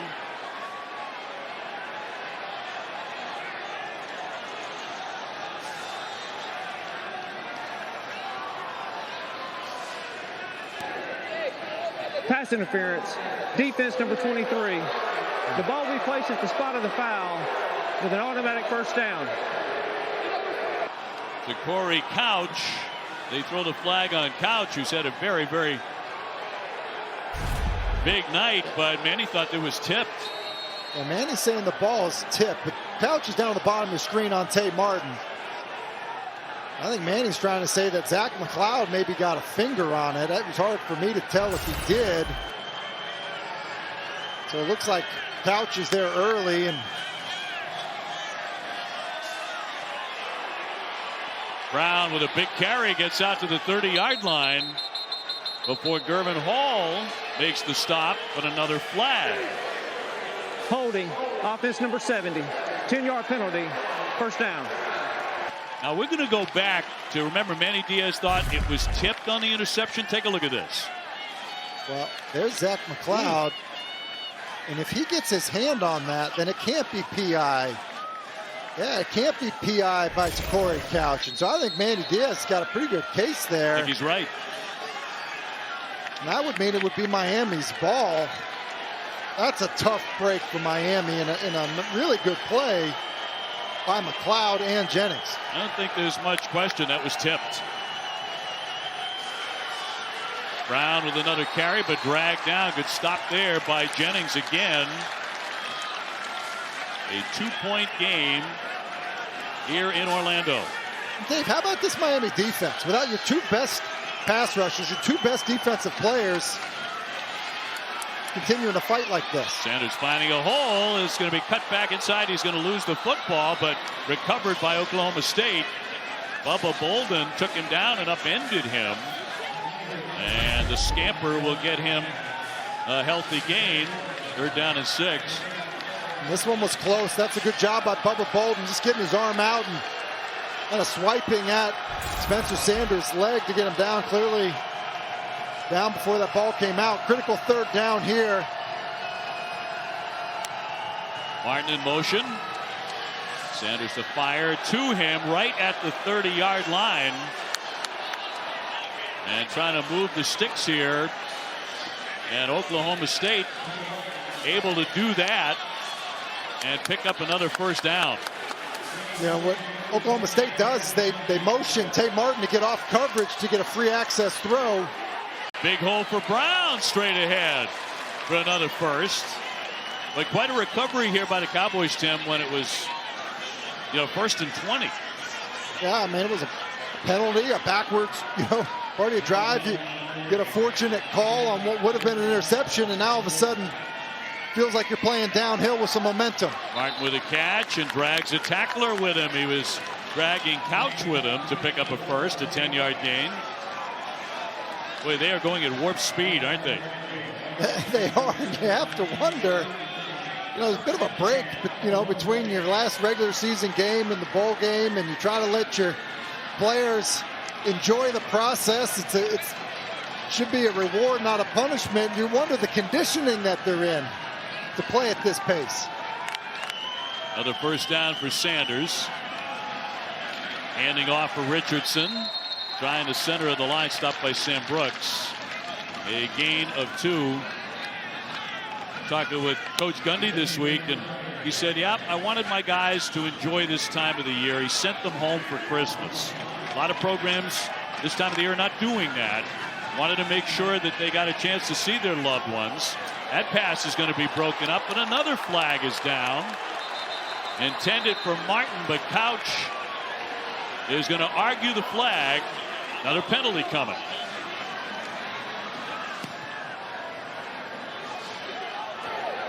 Pass interference. Defense number 23. The ball will be placed at the spot of the foul with an automatic 1st down. Again, it's Tay Martin onto Corey Couch at the bottom of your screen, and just man coverage. A lot of contact, and it's that little tug at the top of the route. And you see, the coaching staff for Oklahoma State calling for it. But Corey Couch got a lot of speed. I think he's the best corner Miami has. And a couple tough ones here. Richardson, freshman out of Oklahoma City. And a stop by Bolden after a 3-yard pickup. And De'Ara King is back on the field.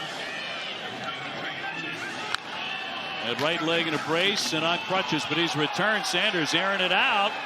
And a diving attempt, but incomplete. Stoner, the intended receiver. De'Ara King injured in the 1st half and refused to get on a cart, even though they made the offer. And absolutely determined, he walked off the field with some help, but obviously quite hobbled. We just hope it's something he can bounce back from quickly. 3rd down and 7. Yeah, it is very good to see him out there. Miami has continued to play pretty darn well without him.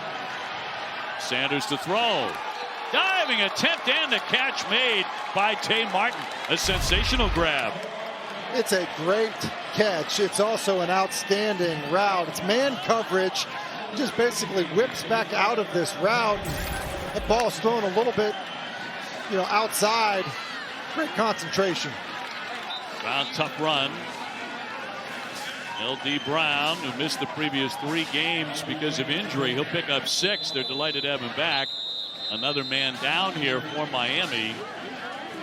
And that's Cam Williams, the big freshman defensive end, who is filling in for Quincy Roche, who is one of the 2 outstanding ends for Miami, who have opted out. Now back to that 1st half, if you did not see it. Last 4 minutes or so of the opening half. The outstanding quarterback for Miami on this play Hard to tell if it happened on the plant or when he was upended, because he did take a pretty good hit on that right leg. Yeah, it's too hard to tell, but what was clear was he had a hard time putting some weight on it, went into the tent. You know, the trainers did call for the cart, and he kind of hobbled his way off the field. I will say it's nice to see him out on the field. Looks like he's putting a little bit of pressure on, you know, that right leg, and that's all coming on the heels of a big announcement he made that he was going to be returning to Miami for another year, and there's just so much optimism about what that was going to mean for the program in this game and then going forward to next season. Sanders on 2nd down and 4 for the Cowboys. Handing off for Jackson. Jackson did not find room to maneuver. Cowboys offense had gotten hot there for a while, but this loses 3 yards. And I would tell you, Tay Martin seems to be the guy. Martin, the senior. Presley gets the handoff. He's been such a difference maker. Did not get to the marker, but another flag is down. And from that angle, it's been a sloppy second half. We had a lot of penalties, really on both sides. Personal foul, forced collar tackle, number 26 defense. Half the distance to the goal from the end of the run and an automatic first down. That was on Gervin Hall. Gervin Hall's pursuing Presley, who's got so much speed, and now when you're on the nameplate and you bring him down immediately, still know that he was behind it. These penalties for Miami really aiding the Cowboys in a huge way on this particular drive. And now all the way down to the 6th, 1st and goal for the Cowboys. There have been 3 penalties on Miami on this drive alone. Timeout. Oklahoma State. The take first a of the timeout. half. 30-second timeout. Oklahoma State takes, when we talk about, you know, how he has triumphed in what was a very difficult year for the King family, tragically losing his father. His dad passed away back in February, so did not get a chance to see his son do all these great things at Miami. His mom, Cassandra, cancer-free, declared in July, ringing that bell. She's got a great laugh, too. And so proud of her son, Earl Campbell Award finalist. He has been one of the top quarterbacks in all of college football this season. He declared last week that he will return and play another year to take advantage of the eligibility rules in college football. Everybody can return. This year will not count against your eligibility. So you're just hoping and praying that that leg will allow him to do that. It seems like they like him just as much as a guy as they do a player. Yes, right. That's what those pictures tell you. Exactly.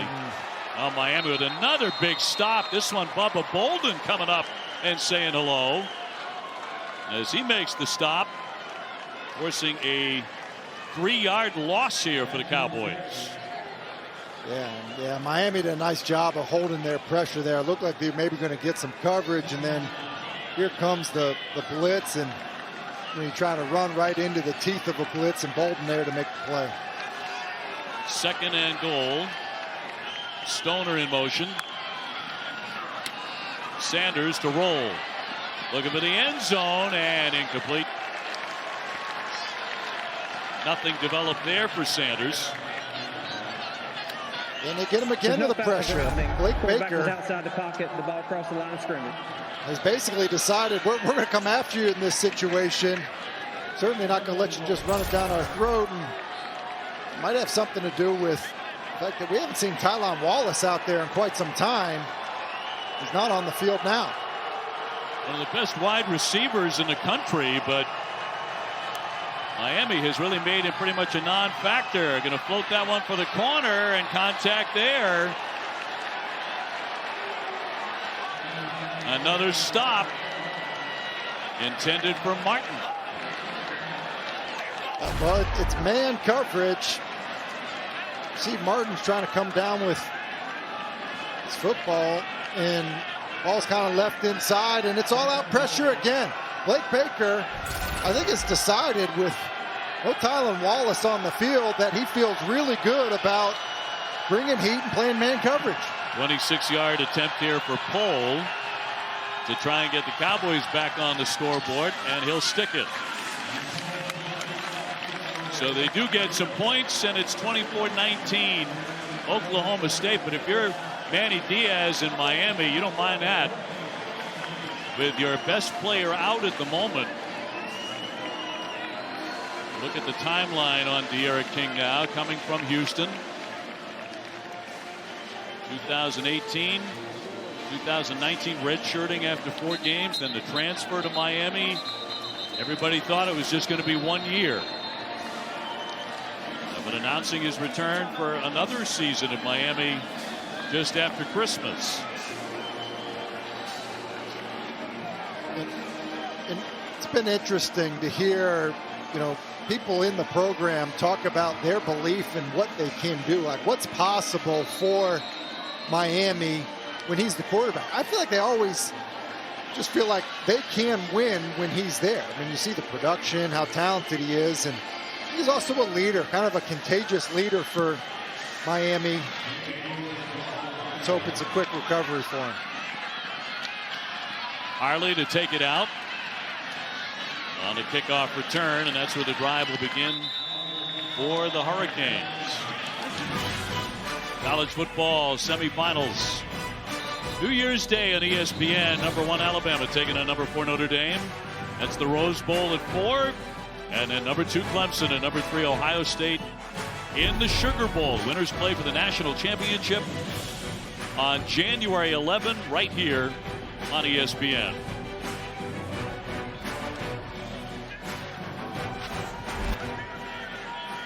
I like the Gamecast ability too, to watch it so many different ways. Pretty cool opportunity to do that. Watch 4 really good football teams. So Perry back to throw again.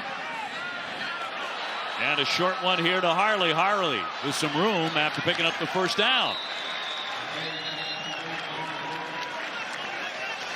But it's a 20-yard gain to him. Yeah, and N'Kosi Perry, I mean, the box score is going to show he's 7 for 15 right now, but you consider some of those drops on the flea flicker and the wide receiver screen. I think you have to be really happy with how N'Kosi Perry has come off the bench. There have been 3 big drops from Miami from the wide receiver core in the game. Another completion. Got this one out into the flat. Harper to take down Wiggins. Coming up on about 2 minutes to go here in the third, here in the Cheez-It Bowl. 2nd down and 3. And it's going to be fumbled. And Oklahoma State has it. Miami fumbles it away. Brock Martin fell on top of it, and he recovered the fumble for the Cowboys. And it's the 2nd turnover. And he recovered the fumble for the Cowboys. And it's the 2nd turnover of the ball game for the Canes. His defensive lineman always seems to be in the right spot. So the Cowboys take over. Sanders will fire incomplete. Once again looking for Presley. Talking about Tylan Wallace being a very quiet guy so far in this game, and what a great wide receiver he has been. All Big 12 first team this season. He was an All-American a couple of years ago. Will he become a bigger factor the rest of the way for the Cowboys? 2nd down and 10. He's going to throw it deep, and again incomplete. And a flag once again. Is that going to be Couch again for the Hurricanes? There's just so many flags here on Miami. Pass interference. Defense number 23. 15-yard penalty and an automatic first down. To Corey Couch. Miami plays a lot of man. There's definitely some contact. This ball, doesn't seem to be anywhere near Martin, and I don't know. Yeah, and on that last drive, 2 pass interferences against Miami and a personal foul. Eventually, Oklahoma State settling for a field goal. This one goes for no gain. And 1:38 to go here in the third quarter.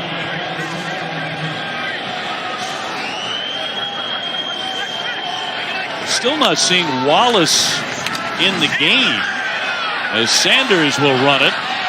He takes off across the 20 and picks up a first down. Smith dragging him down, but a big gain of 16. Let's go down to Katie. Well, guys, Tylan Wallace has not played a snap throughout this second half. He's on the sidelines currently without his helmet. I'm told by OSU staff that it is not a medical issue. It's a player decision to stay on the sidelines. Okay, I'd love to know what that means. First down and 10. Presley has really been the star receiver. He's open again. He's going to make the catch. Low toss, but a fine play. Presley's really been outstanding. He has been outstanding. They motion him across the formation, get him off coverage with that motion, and then he just kind of comes underneath the wake of another receiver's release. Does a good job of going down for the ball. Remember down here last time, Miami just decided to all-out blitz 3 plays in a row. Not be surprised to see him just continue to do that here, especially with no Wallace. Right, Brown on the carry. So it brings up first and goal here for Oklahoma State, as they lead it by 5 against number 18 Miami. And that's the end of the third quarter. Well, Miami has been trying to come back all night. They were down 21-0. They've lost their quarterback. Let's see if they can do it. Oklahoma State on the drive at the moment behind Spencer Sanders, but the Miami defense and the offense has been a bigger star here. On to the fourth quarter. Back here at the Cheez-It Bowl in Orlando. Pretty night. And heading off to the fourth quarter, which Oklahoma State will play without their outstanding wide receiver, Tylan Wallace. As Katie George said, it's not an injury situation. It's not a health situation. He's not going to play. It's a player decision. His decision not to play the rest of the game. Yeah, it's a little surprising to see this during a game, you know, and that's, I think, it's probably tricky for a coaching staff to deal with, for the players that are relying on a player to deal with. It's become normal for guys to opt out, of a bowl game that have an NFL future. Tylan Wallace certainly has an NFL future. You see that outstanding sophomore year that he had. This season, numbers down a little bit. He's missed some time, hadn't played since December 5th. You made the point that, maybe you've shown people that you're healthy. You can go out there and hate to cast aspersions on anybody, but it's first and goal here for Oklahoma State as we start the fourth. 24-19 Cowboys looking to get it into the end zone again. Sanders handing off for Jackson. Sanders has had a very impressive night, throwing it 248 yards, 2 touchdowns. That carry got them nothing.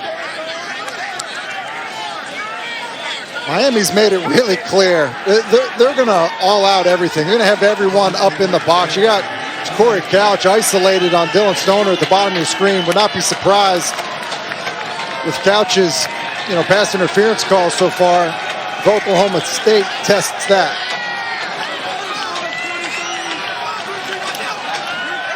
Second and goal, trying for the end zone. Stoner, he's going to get in for the touchdown.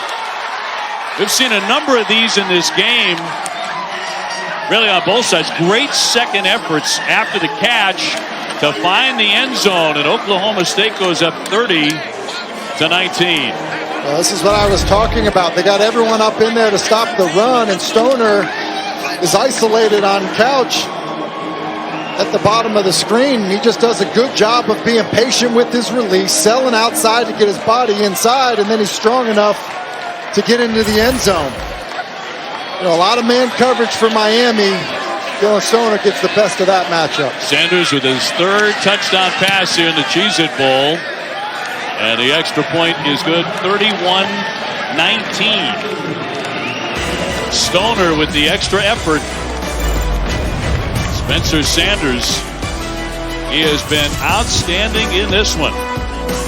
As they lead it now 31-19. Tim Hasselbeck from his home in Nashville. Dave O'Brien from Bristol, Connecticut. Katie George there on the field in Orlando. Very kind of you to join us. And of course, the College Football Playoff National Semifinals coming up on Friday at 4 o'clock. Bama and Notre Dame in the Rose Bowl at 8. Clemson and Ohio State in the Sugar Bowl. Miami looking to answer now.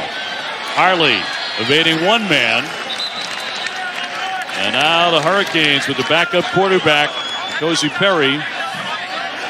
And Tim, you talk about Alabama, #1 in the country, taking on #4 Notre Dame. You like Bama in game #1. Game 2, though, the Sugar Bowl, Clemson and Ohio State. And we know how Dabo Swinney felt about Ohio State and whether they should be in the top 4, because he had them #11 in his poll. But your thoughts on that game at 8 o'clock? Well, didn't he say he could run for governor of Michigan? Yes, was that what he said? he said and win in a runaway, he thought. Yeah. Yeah, look, I think 2 really good football teams. I do like Dabo's squad in that one. I know how much you are fond of Trevor Lawrence, having covered him a bunch the last couple of years. Flag down here. 14:08 to go, fourth quarter in Orlando.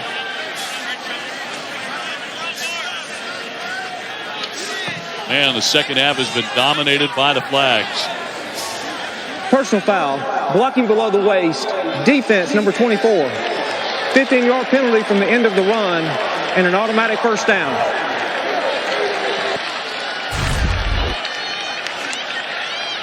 You see your 24 at the top of your screen.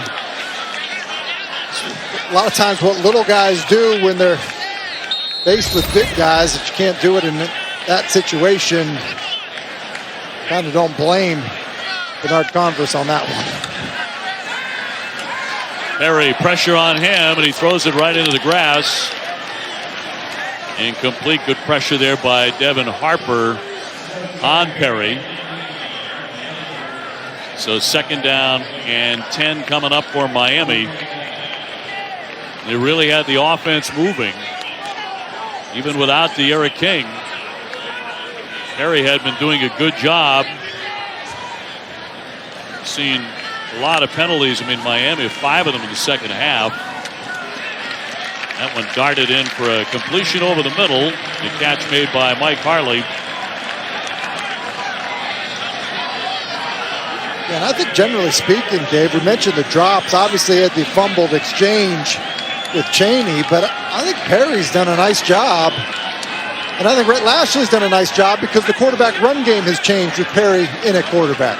Yeah, very, very dramatically there. You know, King, you're talking about a guy who rushed for over 500 yards, more than any quarterback ever has at Miami.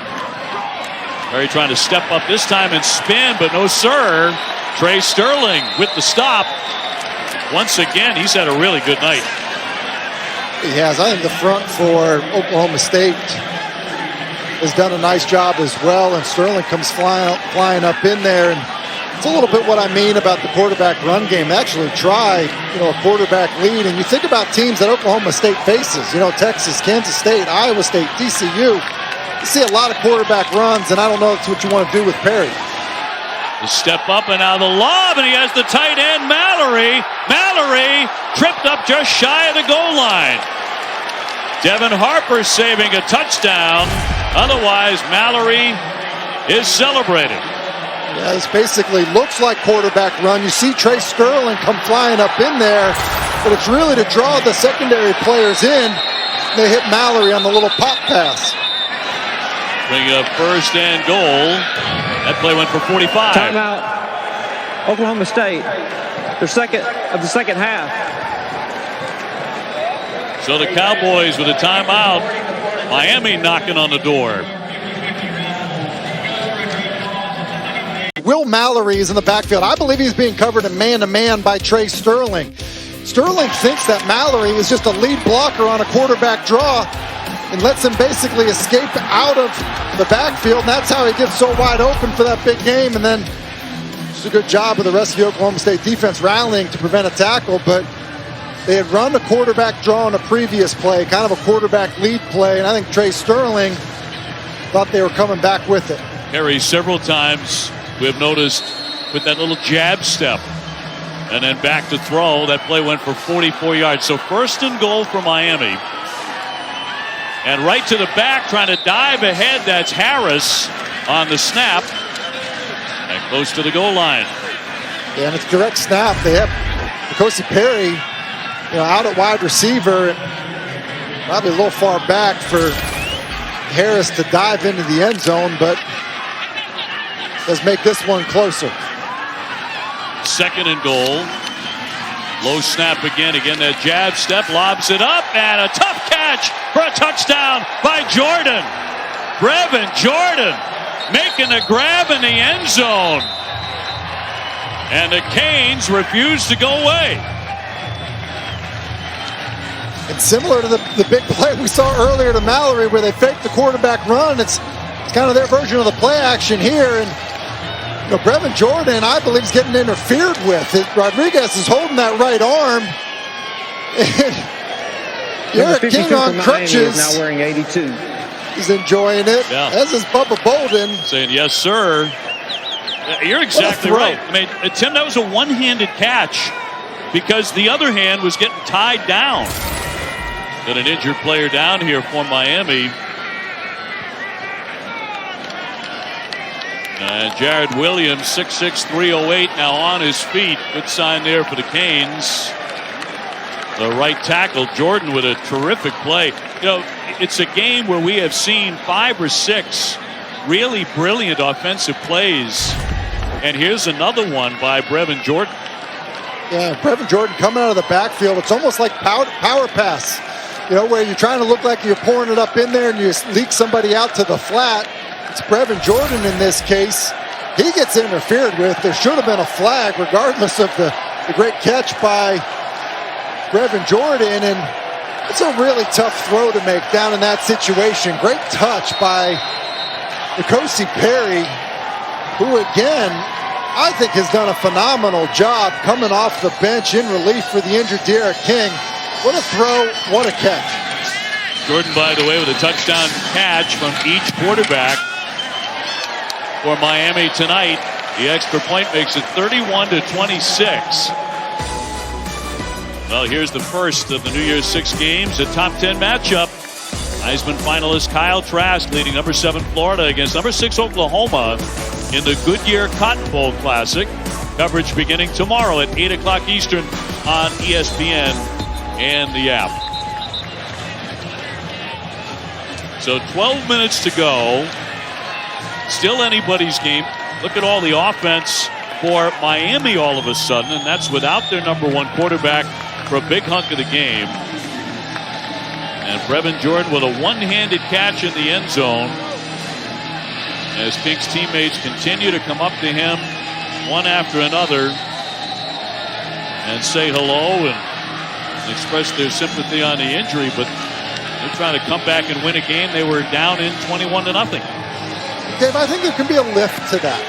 When the guy who's the leader of your football team, who everyone knows is injured, it was hard to see him go off the field. I think there can be a lift when he comes back on the sideline. I think it's a sign of leadership and toughness, and it looks like it on Miami's sideline right now. 12 minutes to go, 31-26, Oklahoma State. Let's get it back to the studio and Matt Barry. Guys, good evening. You've got a good one brewing there in the fourth quarter. When it goes final, we've got the Valero Alamo Bowl, Texas and Colorado, just over 35 minutes from now. In the meantime, Hasselbeck, send us one of those 17 box of Cheez-Its you have in your backdrop. That's what you call product placement right there. That's what they teach at Boston College. That's as good as it gets. Of course. Yep. And let's see, you got Matt Berry hungry. He's ready for a snap. No doubt about it. Sanders to take off to the sideline before he tiptoes out, chased down by Steed.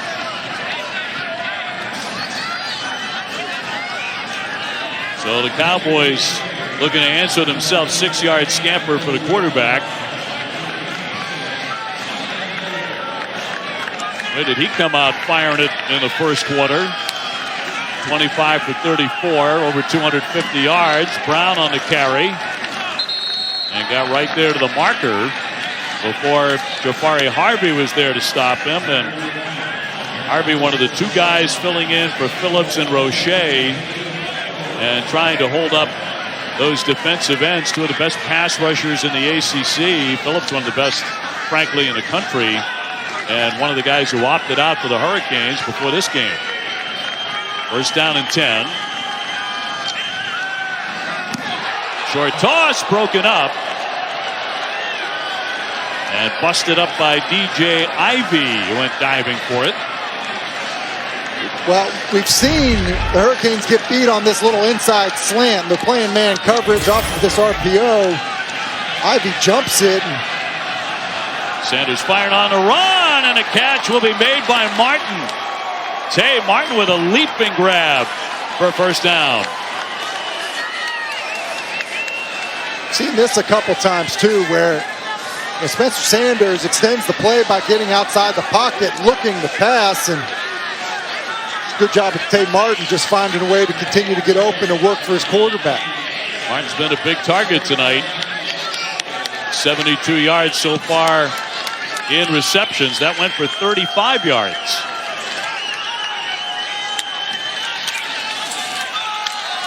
Handed off for Richardson straight ahead.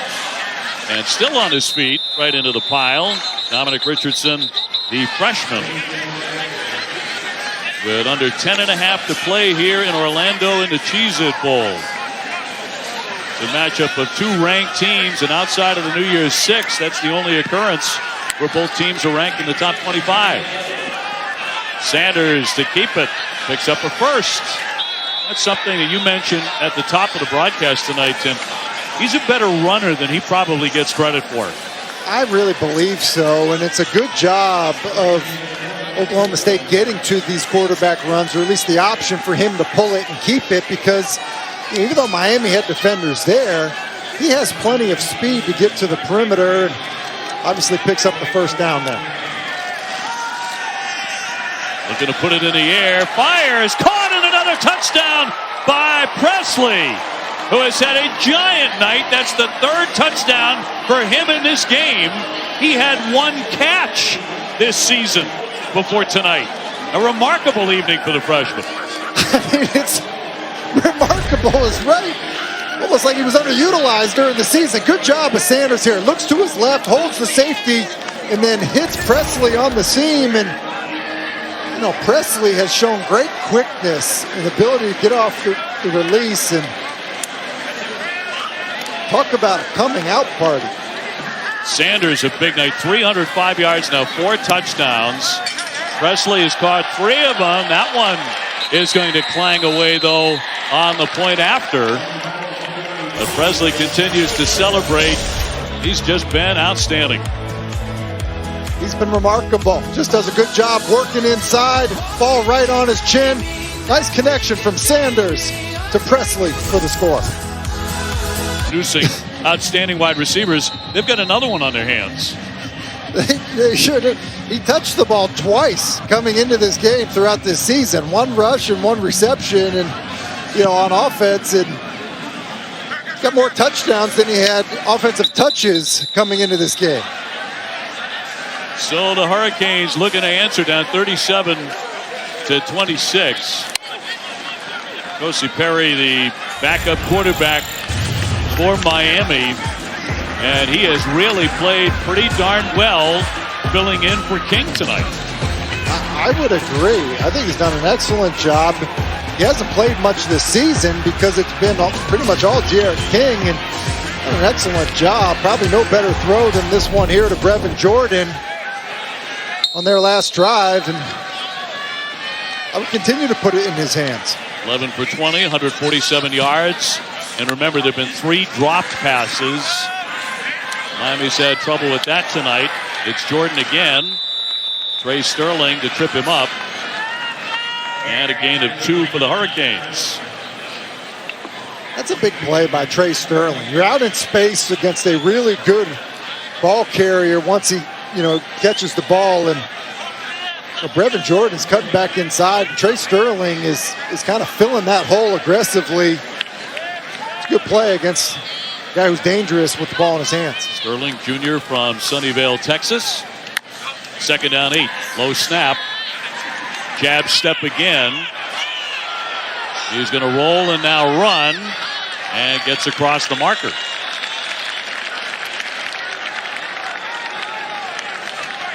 Well, I think we need to give some credit to how N'Kosi Perry has played to Rhett Lashley. We saw Perry last year in a different offense, and he looked like a different player.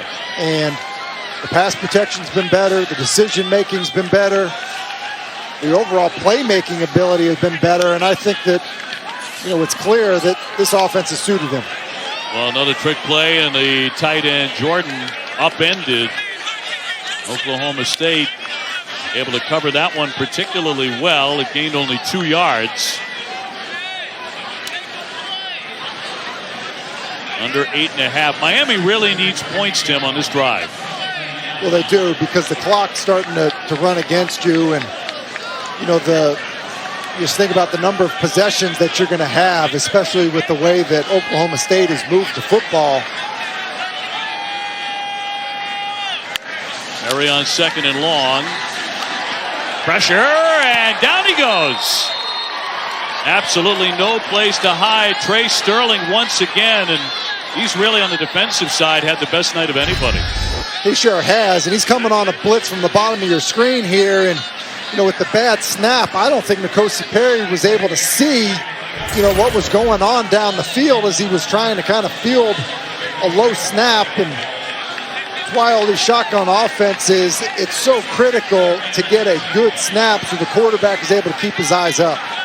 Sterling with 11 tackles and 2.5 for a loss.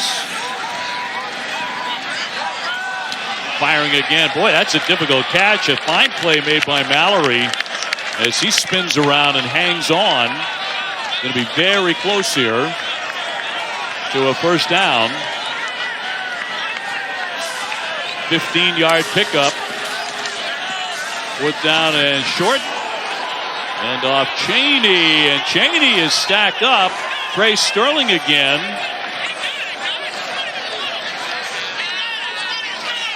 Got in close. And they're going to say first down. On the spot. Got a good spot there.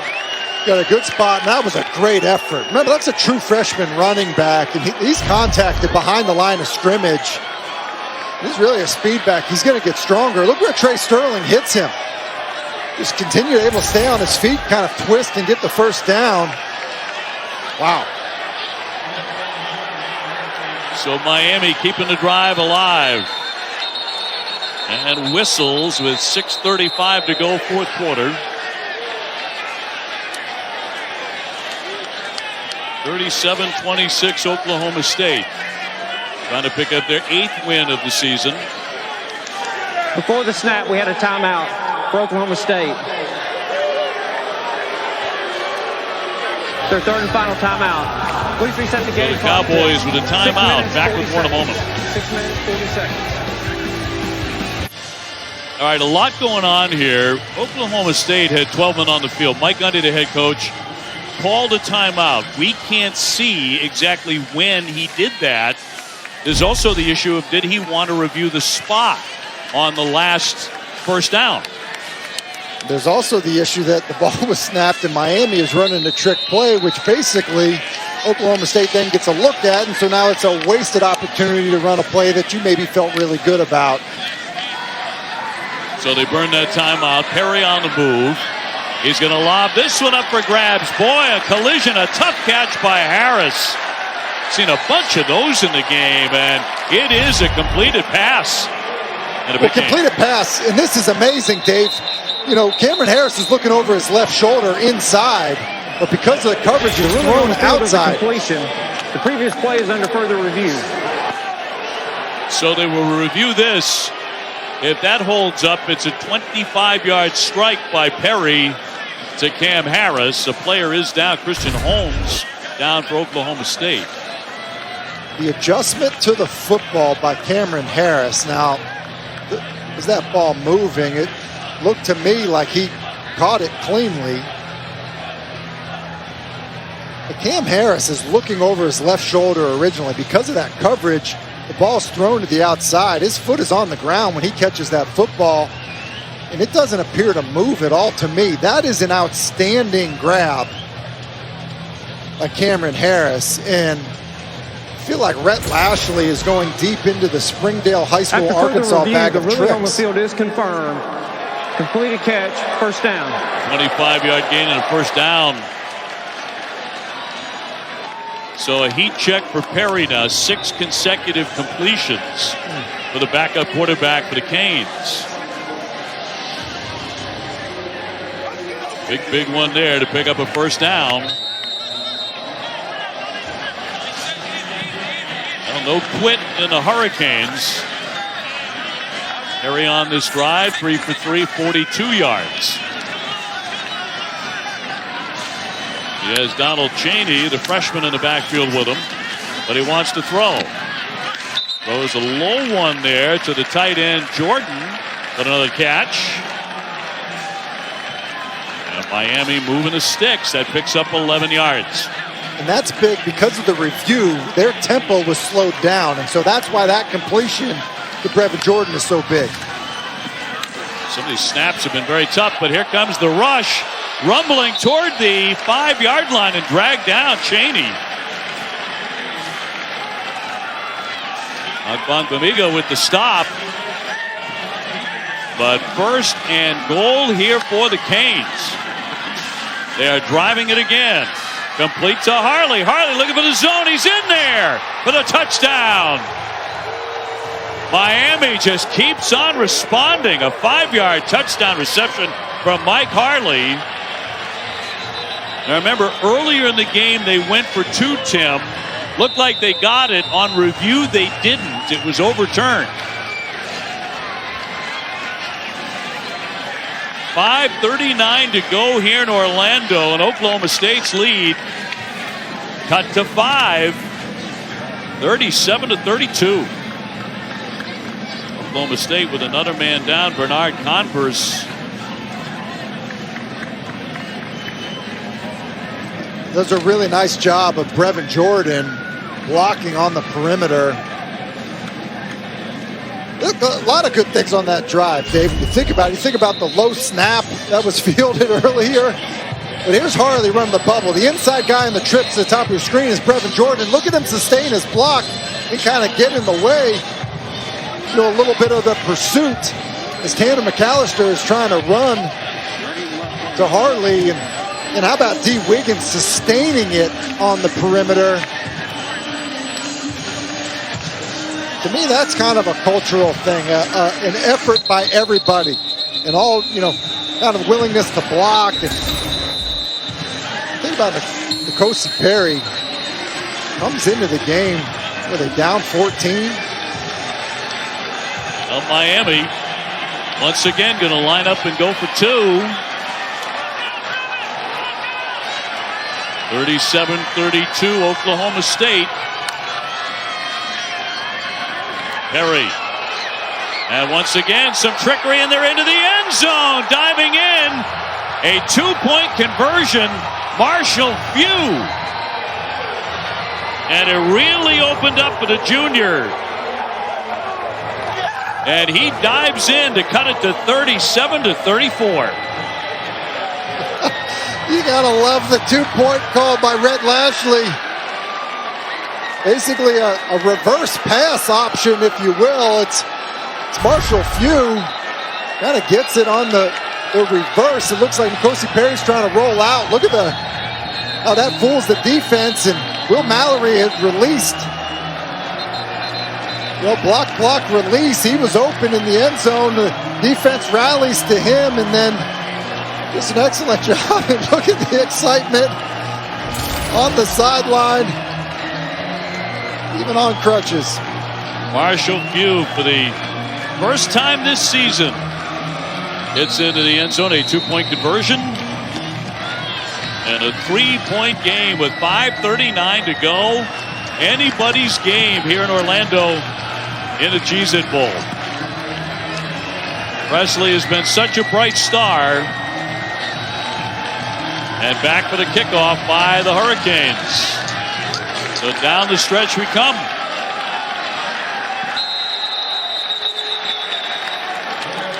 .539 on the clock here in the fourth quarter. Back to the studio and Matt Barry.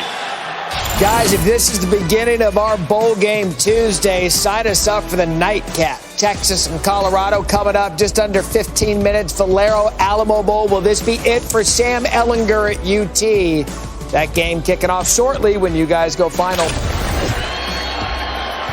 right, Matt, thank you very much. Now, Sanders has had a terrific ball game. He's 37 attempts, 27 completions, 304 yards, 4 touchdowns, but they need him again. He's also rushed for 46 yards. He's going to hand off here for Brown as they stay on the ground on the first carry. L.D. Brown. And he will gain just 2 yards to bring up second down and 8. And I think Miami has decided to commit to stopping the run, playing man coverage. I think if Oklahoma State is going to get it done, they're going to be forced to put it in the air. Sanders, honorable mention, all Big 12. To this point, best day of his career came against Texas in the overtime loss. 400 yards, 4 touchdowns. On second down, short pass, and it's knocked in the air and nearly picked off. Bubba Bolden was there. He'd like that play back. Is Miami's decided to get way more aggressive. See the motion across the formation to get soft coverage, but then they just drive on the route. It's Bubba Bolden basically seen that outcut too many times and jumped it. That forced Sanders to hold on to the football. And coverage again across the board. 3rd and 9 for the Cowboys. Sanders incomplete. To bring up 4th down and 9 for Oklahoma State. Gervin Hall on the coverage. I'm a little bit surprised that Oklahoma State didn't try a double move, something more down the field, because I think that this Hurricane secondary has seen too many of these kind of little option route quick outs. We saw Bolden jump it, and there goes Gervin Hall jumping that one. So Tom Hutton to punt. Harley back to receive.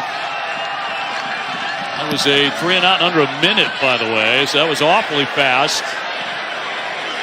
Going to let that one take a hop, and it keeps on rolling for the Cowboys inside the 20 to about the 19-yard line. Fans, check out the ESPN app for the Capital One post game immediately following tonight's game. Now the punt with the bounce went 55 yards. So now the real test for N'Kosi Perry, the junior quarterback, forced into action tonight when De'Ara King went down with a leg injury in the closing minutes of the first half. Remember, Miami trailed at one point in this game 21-0. They have never led.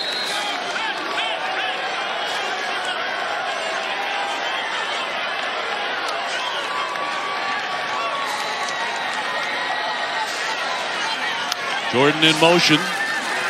Perry took a look at him. Now he's going to throw it deep and hang it up, but it's going to be incomplete. Mallory never really saw that.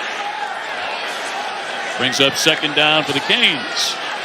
And that was really similar to the play they had run earlier to Brevin Jordan, where they faked that bubble, which they've run a couple times now. Oklahoma State wasn't buying it. It's the first incompletion for Perry in a while as well. Had 8 straight prior to that. It had been a very hot hand.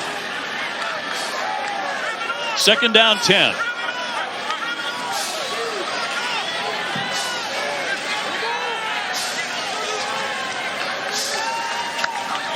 Pope on the move. He's going to swing the pass incomplete up and over the head of his intended receiver, Donald Chaney. So 3rd down and 10 as the Cowboys look for a big-time stop.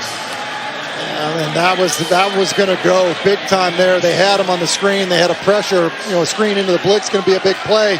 Now a really difficult situation to me. It's Harley or Brevin Jordan if I'm N'Kosi Perry. Gains 3 out of 11 tonight on 3rd down conversions.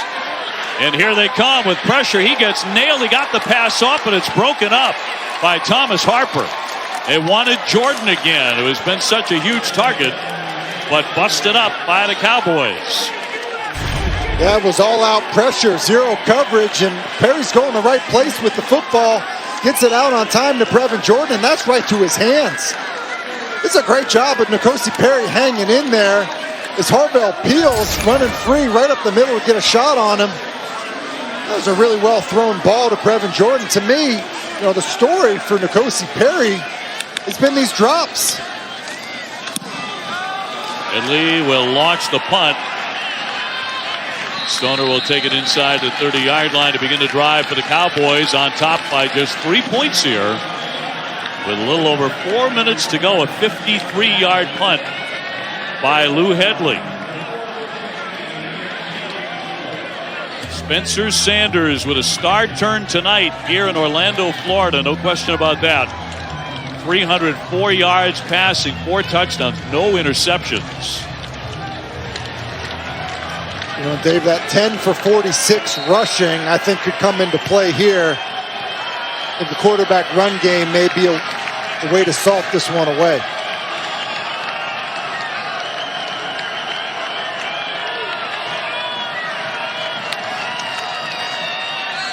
Sanders to keep it. And as you predicted, he's going to take off as Frierson took him down for Miami. A 2-yard pickup for Oklahoma State. Here's the thing. You have to account for the quarterback as a runner. Miami continues to play with a safety deep, and so the quarterback run game is very much in play until Miami decides to bring everybody to the party. Then in that case, you have to try to find a way to win a one-on-one outside. 2nd and long now for the Cowboys. 3:33 to play. Sanders tucking it. Keeping the football again. Spencer Sanders with the carry. And a timeout. 3:21 to go. Miami. Their second of the half. 30-second timeout. Please reset the game clock to 3 minutes, 24 seconds. So Miami with 1 timeout remaining. Time to get it back to the studio. Here's Matt Barry. We love a former all Big 12 bowl game. Colorado obviously in the Pac-12 now, but they get set to take on Texas. If your game runs long, we will kick this game off on ESPN News. So if anybody is unhappy about that, hit up Tim Hasselbeck on Twitter. He'll answer all of your questions when that game kicks on ESPN News. He always does, and very bravely. Yes, I mean, it's a positive place to communicate with people. So enjoyable. Good interaction, Dave. I know you love it as well. Healthy interaction, yeah. 3rd down and 6. And a 3-point game here. The Cowboys trying to hang on and pick up another bowl win. 15 consecutive bowl appearances for Oklahoma State. Miami has dropped 9 of their last 10 bowl games. And that's going to be incomplete. A pass to the sideline, broken up by Gilbert Frierson, intended for Stoner. And again, it's this little, 5-yard out, this quick out from the slot, and Gilbert Frierson jumps it. So we've seen Bubba Bolden jump it, we've seen Gervin Hall jump it, now Gilbert Frierson, and on 4th and 6. On the Miami bench, the first of the game. So back-to-back 3-and-outs by the Miami defense. to force the punt. 3:20 to go. And we did see both of the Australian punters, Tom Hutton for Oklahoma State and Lou Headley from Miami, getting together for a handshake before the game as they were both warming up. Hutton's 30 years old. Headley's 26. Gets that one away, and a fair catch here by Harley. 36-yard punt. So here's our game summary here in the Cheez-It Bowl in Orlando, Florida. 37-34 Oklahoma State, but they got out in front by a bunch, 21-0. Sanders really hot early. He's turned it into an outstanding night. Derek King had to leave the game. The Miami quarterback, the knee injury in the second quarter, unable to return. Brendan Presley, the freshman wide receiver, who only caught one pass all season long, has 3 touchdowns tonight for Oklahoma State. It's been a lot of fun, headed towards a great ending. Perry's going to keep it and dive ahead. Cozy Perry, not necessarily his game. Tyler Lacey with the tackle. And certainly King throughout the season, indeed throughout his career, one of the top dual threat quarterbacks in college football. 2nd and 8. And a pass incomplete. He wanted D. Wiggins, but busted up by Christian Holmes, who is out for a while and now has returned in that secondary. And I said it last time. Last 3rd and long, Oklahoma State came after N'Kosi Perry. It was 0 blitz, and I'm not sure that Jim Knowles, who likes to switch things up, is going to end up doing the same thing. So with that being the case, it's a pretty good shot. You could end up seeing some type of zone coverage here. If Perry had work inside. 3rd and 8, over the middle. Catch by Jordan to pick up the first, still on his feet. And getting out close to the 50-yard line. You talk about a determined effort after the catch by Brevin Jordan. Yeah, this is big. It was zone coverage. They played it soft. Switch up from the last 3rd and long. And a good job. He caught it short of the first down, but excellent run after the catch by Brevin Jordan. 16 yards. Perry winding up. Deep throw. And broken up. Boy, almost had Mark Pope for a gigantic gain. But the Cowboys break it up. A true freshman, Corey Black, running with Pope. That's another drop, Dave. I mean, Mark Pope has got that in his hands. And by my count, that's at least 5 big ones. Yes. 5 drops from Miami should they lose this game. To be dumped to Chaney, and Chaney dragged down by Trey Sterling. We have called his name a bunch tonight, so that gets just 1 yard. Now we get the 3rd down, and here's what we've seen. We've seen all out pressure. Then we saw a soft zone. If I were Jim Knowles, I would probably go back to what I had success with, which was coming after the quarterback. 3rd down and 9 for Miami. Under 2 minutes to play. Perry out of the shotgun. Over center, broken up again. Once again, Jordan was the man they wanted, but Harper was there. Thomas Harper to break it up. Listen, it was pressure again on that 3rd down. And so, look, this is the game of chess. You're wondering what you're getting. Are you getting that all-out pressure that you've seen on 2 of your last 3 3rd downs? Are you getting some type of zone coverage? Truthfully, I think Jim Knowles is coming after you because that's what he's had success with. So that being the case, I'm working a one-on-one. It hasn't worked with Jordan. I'm looking outside to one of my wide receivers. On the pressure, he got it off, and a completed pass.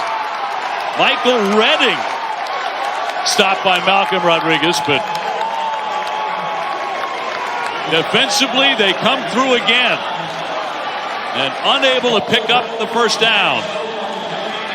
I think Rhett Lashley was expecting the pressure, which is why they go with the wide receiver screen. It is 0 coverage.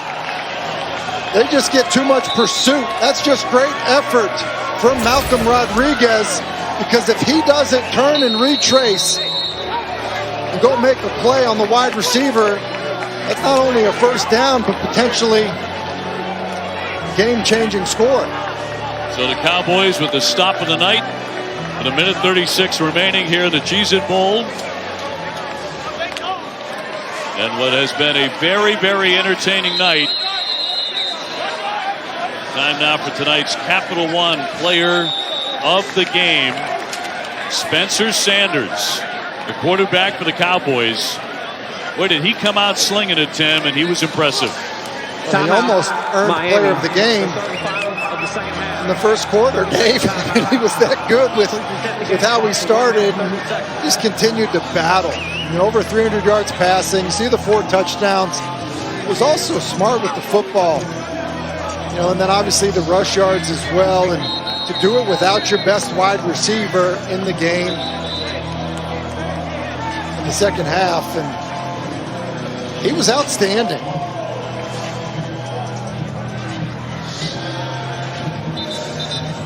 Well, Tylan Wallace did not play in the second half. That was a player decision, not an injury situation, but Sanders was able to find a bunch of other guys, Brennan Presley in particular, who just had a big, big night on a big stage for Oklahoma State. So Cowboys have found yet another talented wide receiver. Sanders takes that knee. Presley with 3 touchdown grabs. I don't know, that first one really set the tone for the whole night. That leaping catch to beat his defender and then jump into the end zone with a great second effort. That was a heck of a play. Great point, Dave, and that was a 4th down. You know, talk about setting the tone, a 4th down play where Miami probably felt like they had a pretty good call, and Spencer Sanders, you know, escapes to the left, makes that throw, and Presley, for his second catch of the season, makes an outstanding play. And he was terrific tonight. You mentioned the talented wide receivers in this program's history. A solid play at the quarterback position Delay of game. can help that as well. 5-yard penalty. Delay of game flag here. So, Tim, how do you manage the last couple of plays? Well, you've seen this with how they decided to kneel the ball down. They try to, you know, take a little time off the clock before, you know, you go down, and 4 seconds is a lot to try to do that with. And so Miami has declined the 10-second runoff. The game clock will start on the snap. Cowboys beginning, their celebration.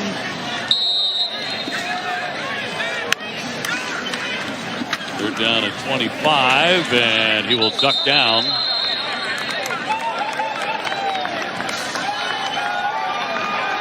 So the final half minute of play here in Orlando. Oklahoma State with the Cheez-It bath coming up. Sterling and Presley certainly deserving that honor of carrying the great big bucket of Cheez-Its.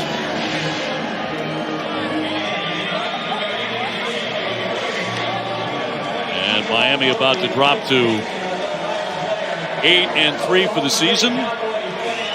There's your final score here at the Cheez-It Bowl. Oklahoma State 37 and Miami 34. Tim, your final thought. Well, listen, I want a fun game to watch. You know, people opting out. There's great competitiveness between both teams. A show by both offenses. Let's hope this is the start to a great Tuesday night of football. Well, next on ESPN, we send you to San Antonio, where Texas takes on Colorado in the Valero